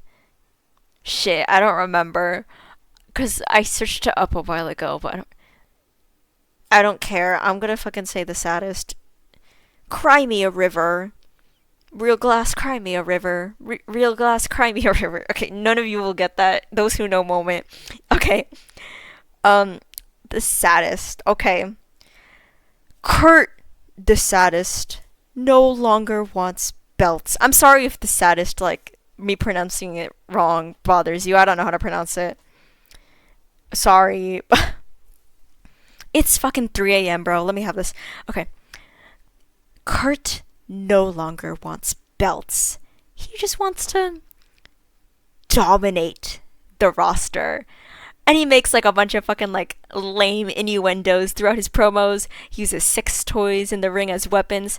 He never pins any of his opponents down. He like only makes them like submit. Like he'll like choke them out and they'll like tap out. Do you get it? Do you get it? Do you guys get it? And then he like when he returns, he like wears like a Maud's bow on his arm. Very cute. And you may be like, oh, this is just an excuse for you to draw Kurt in leather. And you would be correct, but it's like more than that. How I reject binaries. This like is my boy. Anyway, he's very Athena vibes and Jungle Boy. Not Jungle Boy. Very Jack Perry as Scapegoat. And you may be like, wasn't Jack Perry as Jungle Boy mod coded? Yes, but Scapegoat Jack Perry is very Kurt. Real glass, cry me a river type of vibes. It's like this whole like Kurt and leather thing isn't like me trying to be like, oh, Kurt's like a awesome dominant or some bullshit. guys, this is fucking high art. This is theater. This is the gimmick of all time. This is pro wrestling. Because the point isn't that Kurt would make a quote unquote good dominant, or that I think that Kurt's like a super tough dom guy. That's not what this shit is about. This isn't even like, ooh, leather Kurt headcanon. Not really. The point is that Kurt Hummel Glee is a cartoon character. He is a cartoon character to me. Porcelain, the former world champ, the people's princess, who is kayfabe dead, will take the shittiest parts of himself, the whole controlling, selfish, manipulative mod plot, and then he spins it into a character, a rebrand, a caricature of a heel turn, just so he can fucking discharge all of that negative energy through his fake little stupid sadist persona. It's like therapy for him. It's a great way to come back. It's an interesting way to return to the ring, and his boyfriend is horny for it. What was that? Wait, what did you say? His boyfriend? Yeah, that's right. Blaine Glee surprises Kurt by becoming a professional wrestler at PVW. There's in my mind, there's a three-way match between Santana, Kurt, and someone else. Maybe it's Boyd or Blue. And Santana and Kurt lose, with Santana taking the pin. The saddest has never been pinned. Put a pin in that. Oh, pins. Okay, whatever. And the winner starts beating Santana up. And who comes to rescue her? Oh, it's Blaine. It's Blaine. It's Blaine, my beautiful boy. Blaine helps Snicks up, and he turns to the saddest. He puts his hand out, but Kurt's just so in shock that Blaine's here. He just rolls out of the ring with an indescribable look on his face. But, in the real world, yellow background, Kurt's very excited that Blaine's here. Kurt's been trying to convince Blaine to get in the ring, but Blaine's oh no, that's not for me. But you want to know what? It is for him. He wants to also be closer to his boyfriend, because they're fucking codependent. So this basically leads to Blaine and Tanner teaming up, becoming tag champs. Bad Boys. Listen to Bad Boys by Wham. Bad Boys. Stick together. Blaine's really good at fighting, but he still struggles with promos and stuff. And Santana helps him out and hard carries when it comes to promos. But it's they also turn it just into a little kayfabe moment where Blaine just kind of doesn't know what to say or just says things wrong. It's we've bottomed our way to the top. Santana's do not say that. They're very silly, very goofy little vibes. And they make it a whole gimmick where Blaine's less confrontational than Santana. But throughout their tag run, someone's lurking. The saddest just starts watching. I don't know if it's saddest or sadist. Okay. Does anyone care at all? I think it's both. Okay, no one cares. Okay. The saddest just starts watching their tag matches, keeps eyeing Blaine up and down. And Kurt's just doing it for the love of the game, but it's making Blaine in the real world horny, and he's freaking out a little. Anyway, Snicks is hey, leave my boy alone, you friendless freak. And Kurt's friendless? The saddest realizes the only way I can get close to this little bird freak is getting in a tag team. How do I do this? Oh, he's gonna team up with his old tag partner from back when he was just a simple jobber, Miss Mercedes Jones. Yeah, and their fucking tag name is S&M. Do you get it? Because it's the saddest and Mercedes. I'm really funny, guys. Very silly dynamic. Former friends who they just she still sees Kurt in him, but Kurt doesn't even see Kurt in him. It's really sad. Anyway. She's even though you're a freak now, you're still my friend. And Kurt's you think I'm your friend? More silly little promos over here. I've got a lot of strap-ons, but I want your strap next, Blaine Warbler, as in his belt. And she's please just call it a belt. And then Blaine's I dare you to fuck me. Zatanna's with me. With me. I'm still teaching him how to swear. Very silly dynamic. Their match, so they have a match together, a title match, with the bad boys retaining. It's very silly because Santana and Mercedes are dating in the real world, and Kurt and Blaine are dating in the real world. But something they have like a little like some things like they have some tension. It's a very silly match. Kurt like handcuffs Santana to the side of the ring. She's like, "Ref, do something," but Jesse is the ref, so obviously he doesn't do anything. I have this idea where like Kurt like there's like a dildo at Santana's head, but in retaliation, Blaine like pulls out his packer and throws it at Kurt's head. There's a lot of like blood licking, things like that, some freaky stuff. Anyway, Mercedes ends up taking the pin, and the bad boys retain. But something's up. Something's up, guys. Did anyone notice? Anyone notice how Blaine's looking at Kurt? Not the saddest in the Warbler. I'm talking about Blaine and Kurt. Blaine just kind of wants his boyfriend to get more kayfabe with him. Not another word that starts with K. No, he just wants a little kayfabe. Get more kayfabe with him, if you know what I'm saying. If you're picking up what I'm putting down. Blaine's just having this like eternal struggle ever since he became a wrestler, where the saddest is like making him erect. But he doesn't know how to express that to Kurt. Cause Kurt's just having so much fun being a like weird little freak guy. And he's just like, he gets to, it's like his therapy, but Blaine's like, he's blushing. He's like, he like likes it. He like likes it. And he like, Kurt just loves being like a stupid little bad dom that Blaine doesn't know how to tell him. He's like, he finds it hot. In kayfabe, purple backgrounds. Notice this? The saddest whole deal towards Warbler is basically like, you don't have to think. All you have to do is follow. Remember that from the Maud plotline where he was telling Maud like, you don't have to think, all you have to do is follow. But here, he turned it into like a kayfabe moment instead of like in the real world actually manipulating his friends.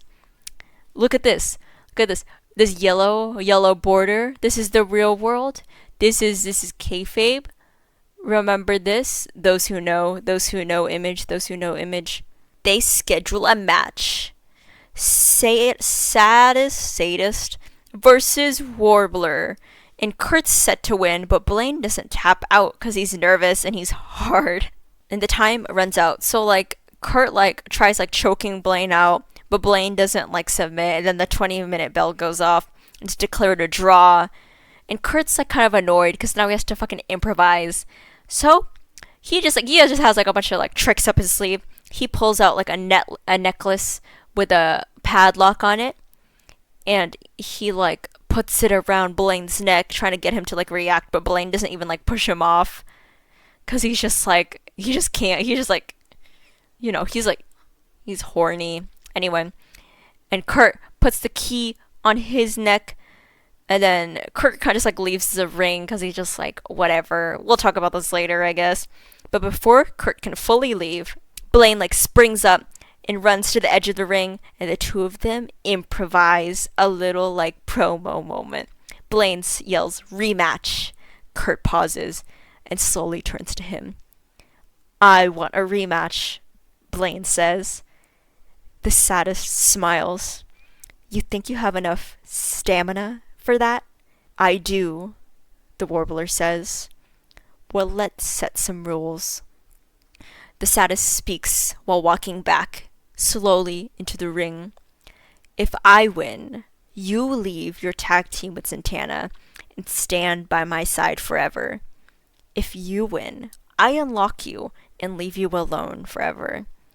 The saddest offers his hand to Warbler. "Do you consent?" I'm so funny, guys.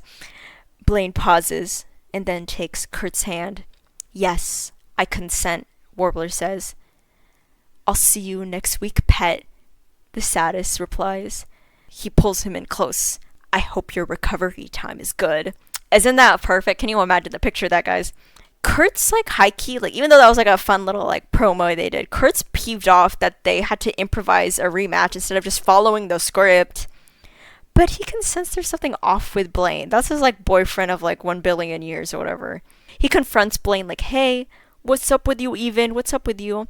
And finally, after all this time, Blaine's like, "You make me horny, but it's not you, and it's confusing me, and I feel bad, and I can't handle it." But they work it out. How? I don't fucking know. They work it out. They hug it out. I don't know.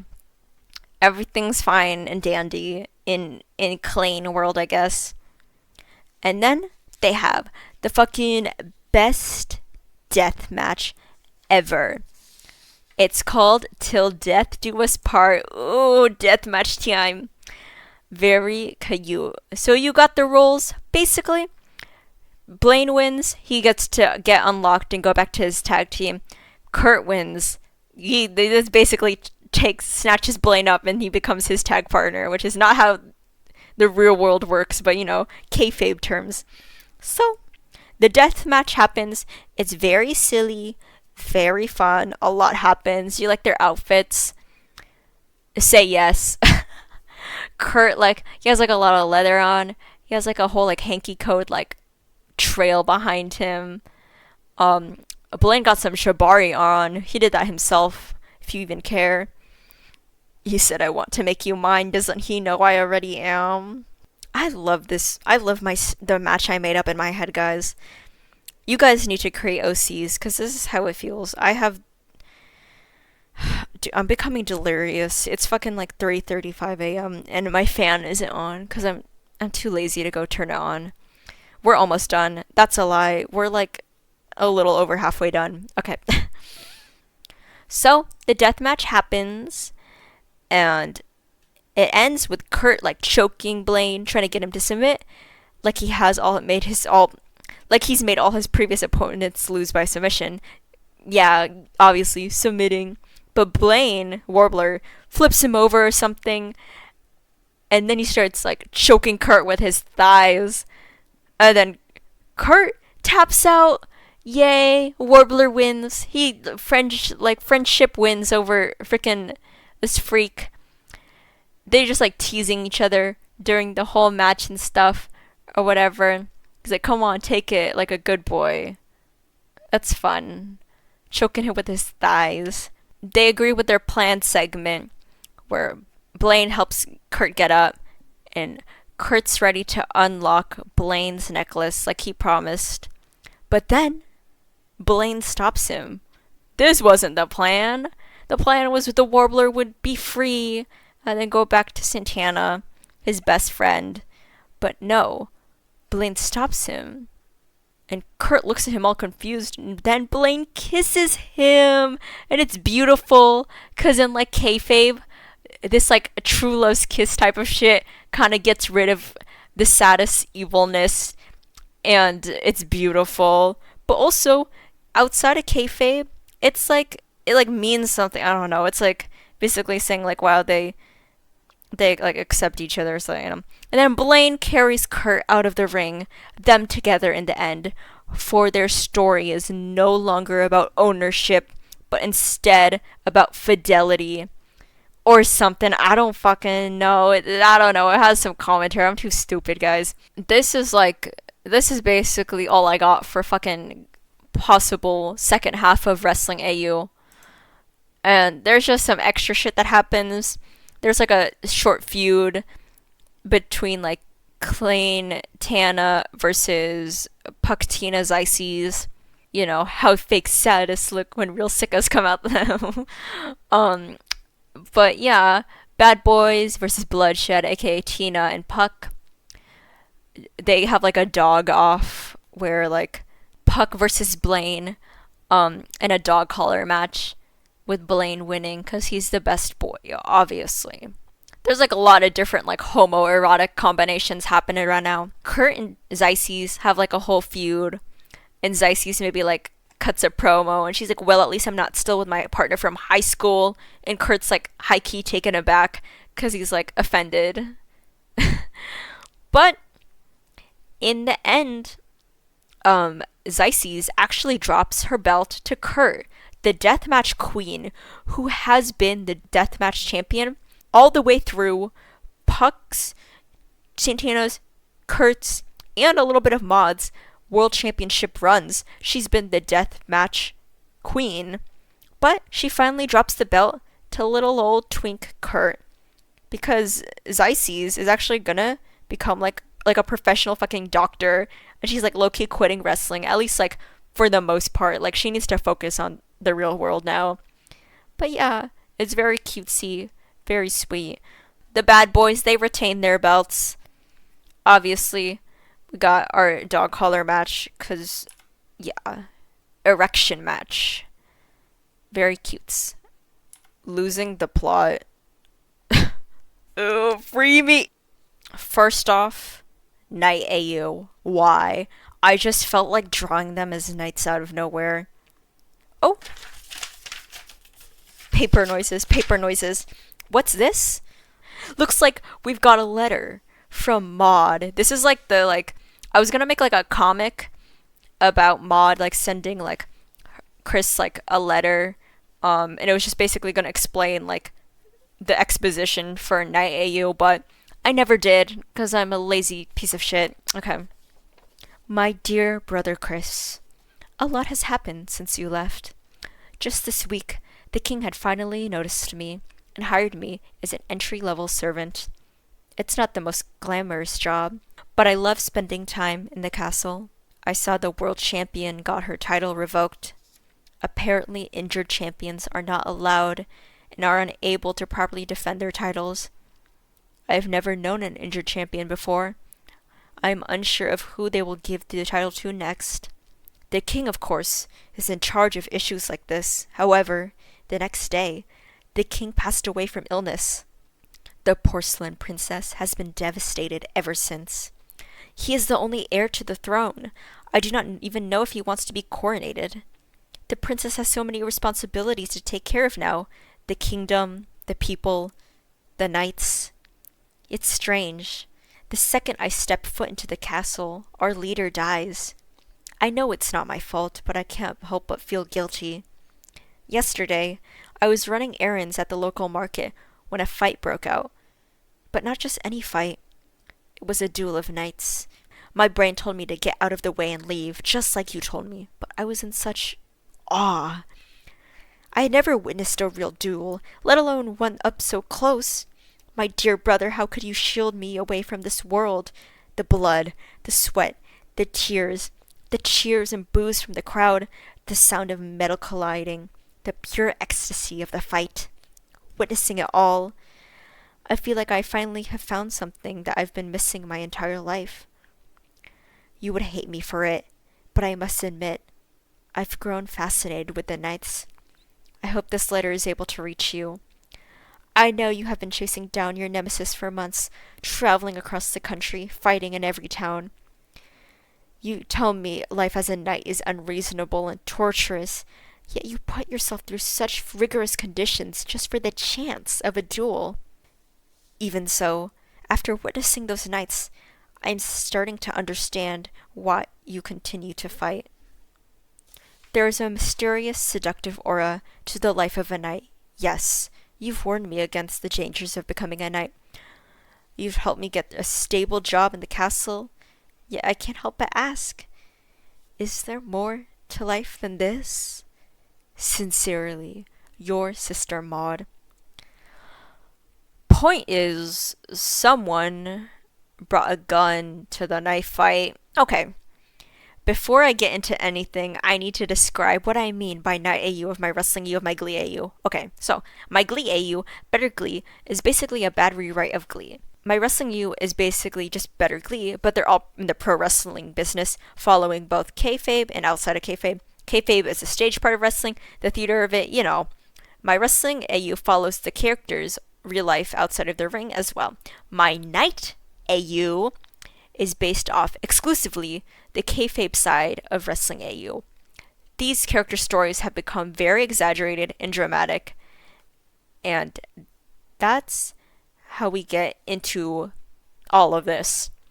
In my Wrestling AU, they win belts, and I have not fully found an equivalent for Night AU, but I've kind of settled on like titles and money.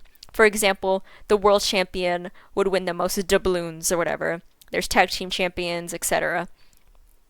The knights, or more accurately, swordsmen, but like, I'm not gonna change the name of my AU swordsman AU, don't piss me off.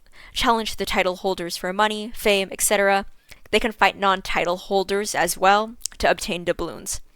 Who provides that money? The monarchs, of course.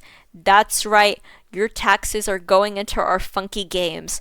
The Hummels are in power, but both the king and queen are dead, as you've heard, leaving the poor porcelain princess to rule over the kingdom of Lima, Ohio. He is very kind and humble, and frankly quite lonely, but he finds companionship, maybe a little more, with his personal guard, Blaine. All their roles in Night AU are like Jeremiah is a tailor, Matt is a baker, Artie is a scribe, Jesse is a jester, Chris is a peasant, Tien is a merchant, Sunshine is a fisherman, Harmony is a bard and a thief, Blaine is a royal guard, Tina is a witch, Xyces is a doctor, Quinn is an ex-farmer and alchemist, Mercedes is a barkeep, Puck is a squire, Santana is a blacksmith, and Kurt is the princess, and Maud is a peasant and maid. This is basically how the main plot of Wrestling AU is translated into Night AU. So, world champion Santana gets shot, and her title is left vacant. No one knows how she got shot. I want to say there's like a crossbow in the arm, like she like when she after a match she like lifts her arm in the air, and then like an arrow just goes straight through her arm, and she like almost like fucking dies. Okay, but basically her title is revoked, as you've heard, and the title is just left vacant. Apparently, a new world champion was crowned, but privately, which is weird as hell. That was what the fuck. No one has challenged this mysterious champion, and no one knows who it is, but rumor has it they reside in the castle. Everyone in town just assumes it's like the loyal guard Blaine from Glee, but the knights are hesitant to challenge for the title. Sure, it's unfair, but Blaine is the princess's guard. Who knows what kind of repercussions there could be for hurting someone so close to their leader? Peasant girl turned servant / maid to the throne, Maud witnesses a knight fight, as you've heard, and she's like, wow, I want to do that. So she slowly becomes a knight. And the porcelain princess, Loki admires her. He thinks that she's really cutikins and very, like, sweet. And he even gives her his old sword that he uses to, like, coronate, or, like, what's it called, knight people, you know, when they do put it on their shoulders. After a while, Maud really enjoys fighting as a knight, but she feels like she could do more. Perhaps a stronger competitor? She decides to do something unheard of, challenge for the world champion. And then she's led into a dark room and gets sneak attacked. No, but not by the royal guard, but by the porcelain princess themselves. Wow. Kurt has actually been keeping the title and all the money to himself. It's actually super greedy. What? That's so crazy. That's like Wrestling AU. Anyway, they have like a rematch or whatever, and eventually it leads to Maud exposing Kurt to everyone. She like pushes him like outside of like a stained glass window, falling to like almost his death in the crowd, and she tells everyone he's been hiding everything. Whatever. He almost dies. He gets humiliated. The monarchy like falls into pieces, and there's like a new government or something, and then like there's a separate like thing for the knights rather than the government controlling the knights. I don't know. Anyway, point is, Maud becomes the new world champion. Is me making Kurt the princess, the people's princess, a bigger commentary on how the Glee fandom talks about Kurt as a whole? No, I'm not smart enough for real Glee meta. This is just me making Kurt a monarch because he's white or something. Why is everything about Kurt being white in my script? Whatever. Okay. Point is, now we're at the part where it's kind of like the second half of Better Glee Wrestling AU. Remember that when Kurt was, changing his persona? Basically, in Night AU, the people's princess has fell out of a window and has been dominatrix lobotomized. We can get into my shitty, clean, toxic yaoi. Oh, the porcelain princess, what will you do now that you've lost your crown? So, it's a shitty Klein fanfiction. The former porcelain princess, Kurt Hummel, is essentially now put on suicide watch after his devastating loss to Maud. He's lost everything. his parents, his title, his crown, his money, and his kingdom. Now only one thing remains. Blaine. Blaine and Kurt have like an interesting relationship. Blaine was assigned as Kurt's personal guard when they were teenagers. They're like in their mid 20s now. They've been by each other's sides ever since. Kurt has always been a very skilled fighter, but Blaine was made his guard to basically act as a meat shield. Like a meat shield who can also fight, you know what I mean? Like, because no one knows the porcelain princess can actually, like, swing his sword. That's not a sex thing. I mean, like, you know what I mean?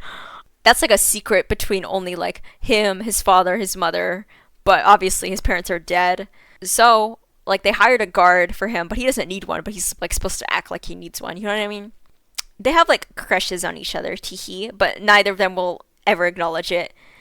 They do be, like, fucking, but they're, like, they've never, like, kissed each other. Oh, because that's very intimate. Anyway, after Kurt's devastating loss, Blaine and Kurt's relationship changes, obviously. Kurt no longer lets his guard down around Blaine. He stops calling Blaine by his first name and instead uses a multitude of nicknames. In turn, Blaine does the same for Kurt, calling him exclusively Sir, Sire, Your Majesty, Your Highness, or whatever. Kurt dissociates a lot. He feels like really dead inside after his loss, obviously. He fails to like properly take care of himself. However, the power that Kurt now has over Blaine is like getting to his head. Which one? That's a joke. Anyway, Kurt starts basically like using Blaine for comfort, not necessarily only sexually, but like also just like holding him, sleeping beside him, having him by his side 24/7. And Blaine absolutely loves it. He loves the attention he gets from Kurt. After Kurt's loss against Maud, Blaine couldn't help but like hate himself for a bit. His beautiful porcelain princess was put in danger and almost died, and Blaine wasn't even there to save him. Insert not while I'm around Gleecast version. He didn't know Kurt was secretly keeping the money and title for himself, but like he doesn't care. That's his princess, you know what I mean? He doesn't care that he's evil. He just feels like he like failed to protect his princess. That was his only duty. But now that the princess is just here and they're by each other all the time, he adores it and he's freaking like horny for it or something. But Blaine, he can't help but think about the simpler times. Sure, Kurt wasn't exclusively focused on him back then, but Kurt was happier, smiled more, joked with him. Now Kurt's just a shell of what he once was. Blaine believes that Kurt can return to his regular self eventually. But how long will that take? This is their dynamic. Blaine's like, oh my god, whatever, and the toes, I need to kill myself. that's what they have right now. Despite defeating him, Maud, the new world champ, still cares about Kurt. He was her only friend. Even though he went kind of crazy, she still wants him to compete in the games.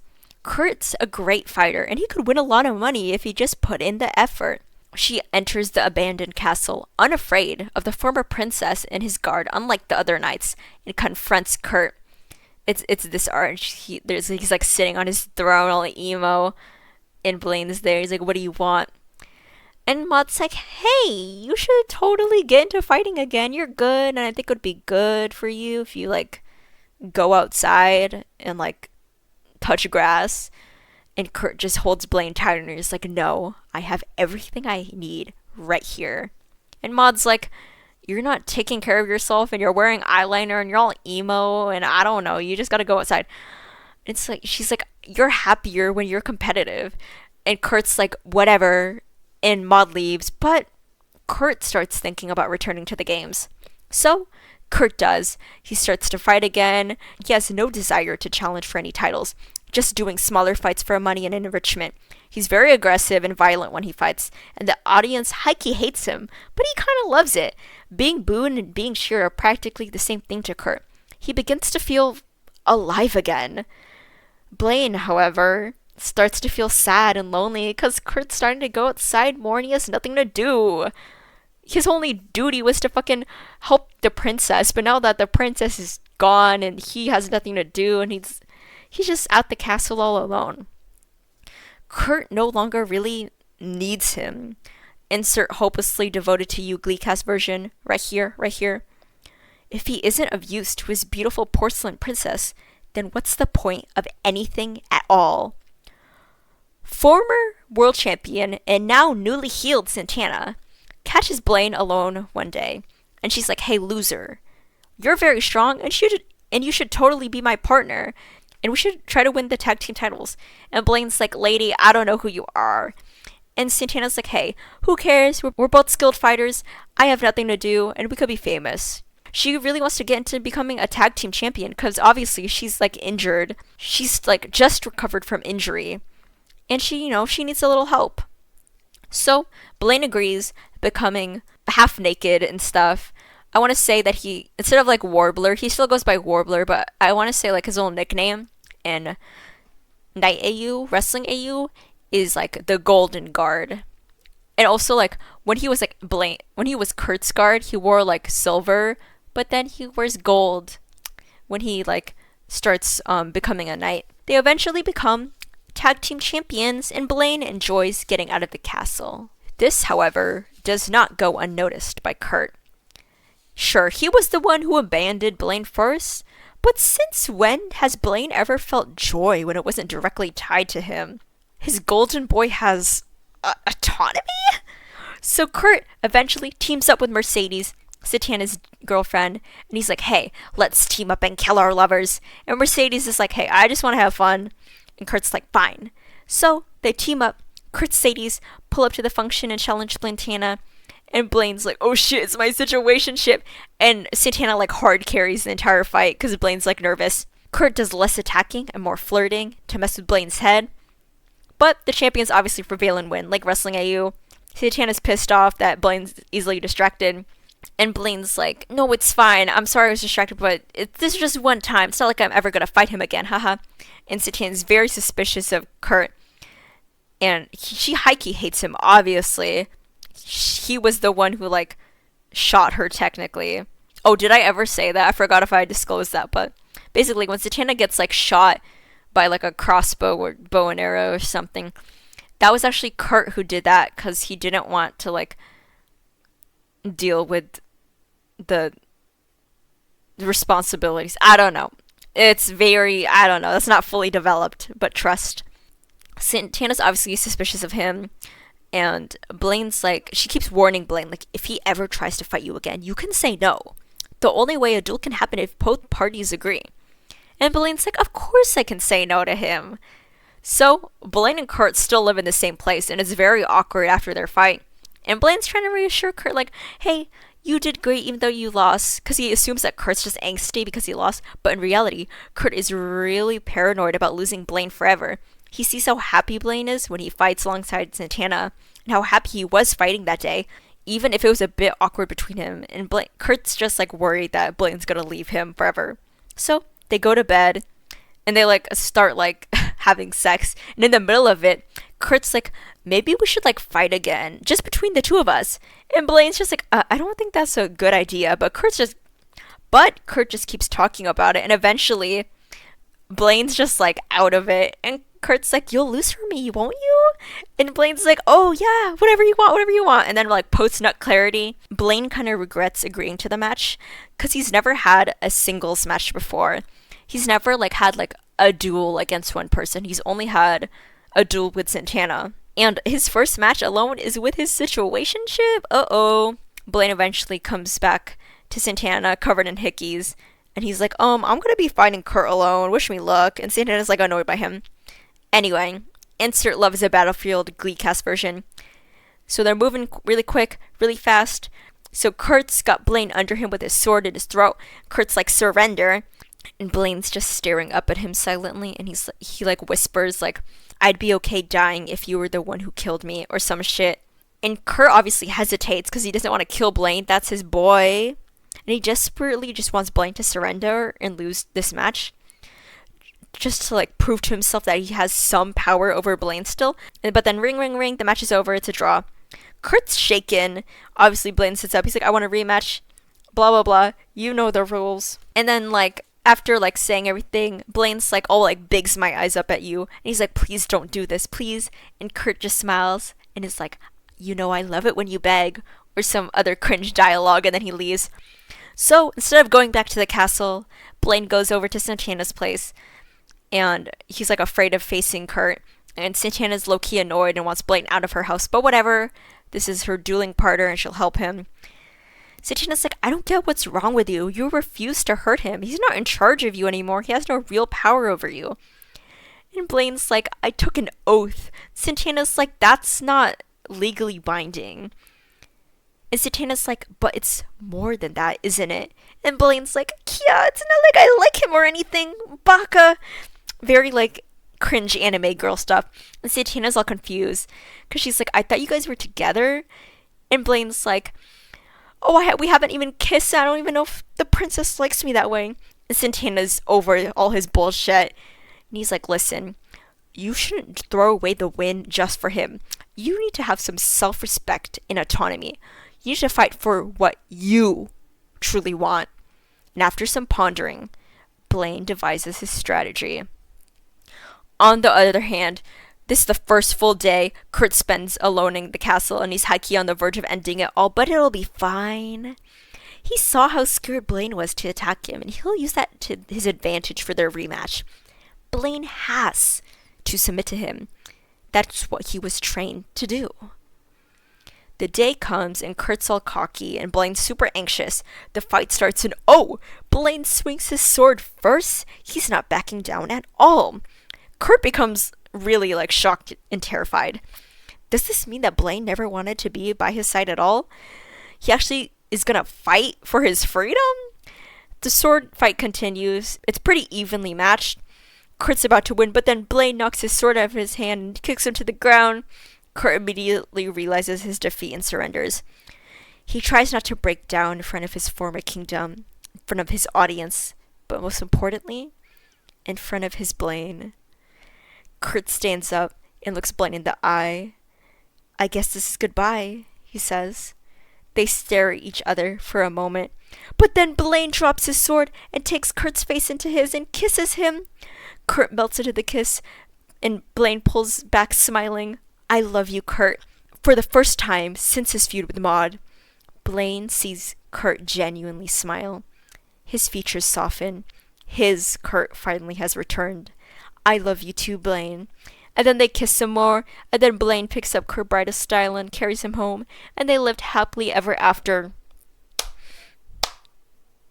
Okay, next up, what do we got?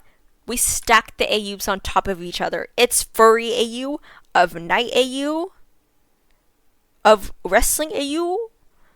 So it's just night AU, but they're furries, because I suddenly had the urge to draw them as furries. Jeremiah is a deer, Matt is a wolf, Artie is a raccoon, Jesse is a rat, Chris is a beaver, Tian is a rabbit, Sunshine is a squirrel, Harmony is a tiger mask, Blaine is a dog, obviously, Tina is a bat, Zyces is a lynx, Quinn is a lion, Mercedes is a badger, Puck is a hyena, Satana is a cheetah, Kurt is a fox, and Maud is a lamb. Capiche? Okay. My only other bullet point for this is that Kurt and Blaine, they think that they're in an alpha omega relationship, but no one else is experiencing ABO in this world. Blaine goes over to Dr. Zyces and he's like, "I need heat suppressants." And then Zyces just gives him Lexapro or something, because that doesn't fucking exist.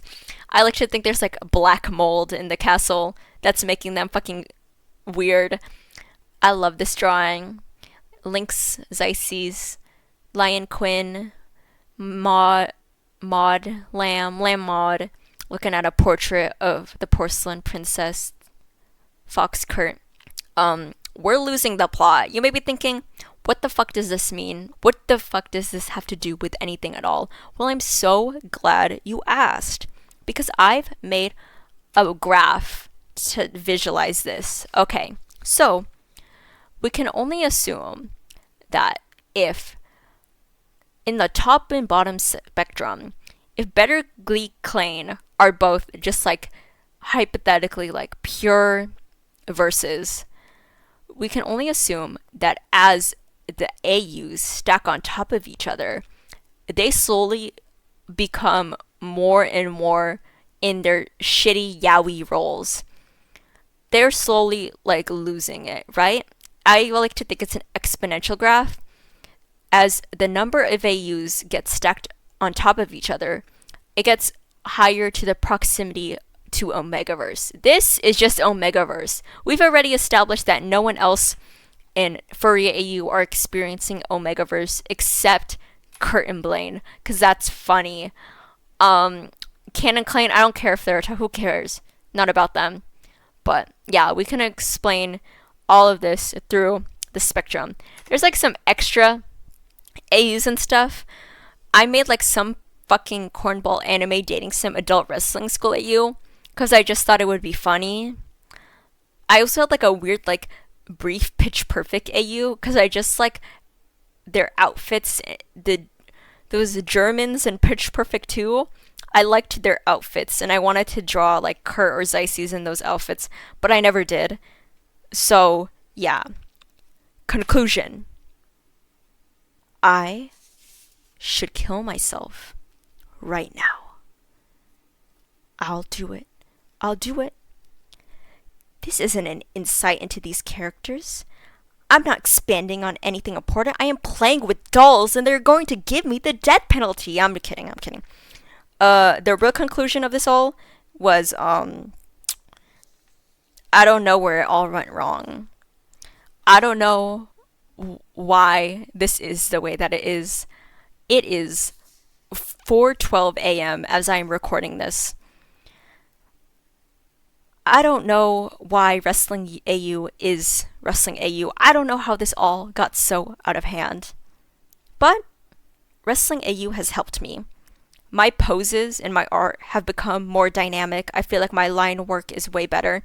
I started drawing Blaine chubbier along the way because I was drawing him like half naked so much. I was like, I want to put some weight on this boy and make him look like Taco Grande's design. Better Glee was me escaping Glee without truly letting go of it.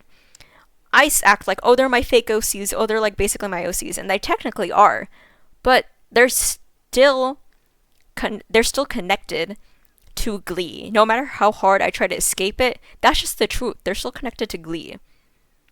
I can never let go of Glee.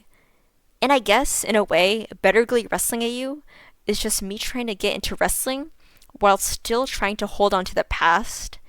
Because wrestling has been the, like, fandom to actually make me, like, escape somewhat the Glee fandom. But I haven't even fully escaped it because I just can't fucking let go. I don't know. I love Wrestling AU. And honestly, I'm so glad I made this shit. Because it's just so bloody self-indulgent. It's just so stupidly self-indulgent. And nothing brings me more joy than just fucking making some bullshit all the time. This is for no one but me. Isn't that amazing? What the human mind can produce. So yeah, that concludes my video essay. Shout out to my friends. This video is basically just for them because I didn't fully finish the PowerPoint I made on my birthday. So, hello friends. Shout out to Eden. They're who knows what.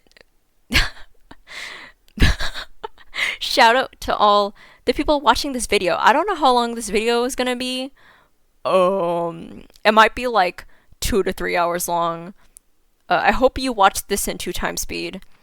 I don't know if I said that at the beginning that you should, but you should watch this in 2x speed. You should have. But yeah, thank you for watching. Thank you for listening to me talk. Now you know everything.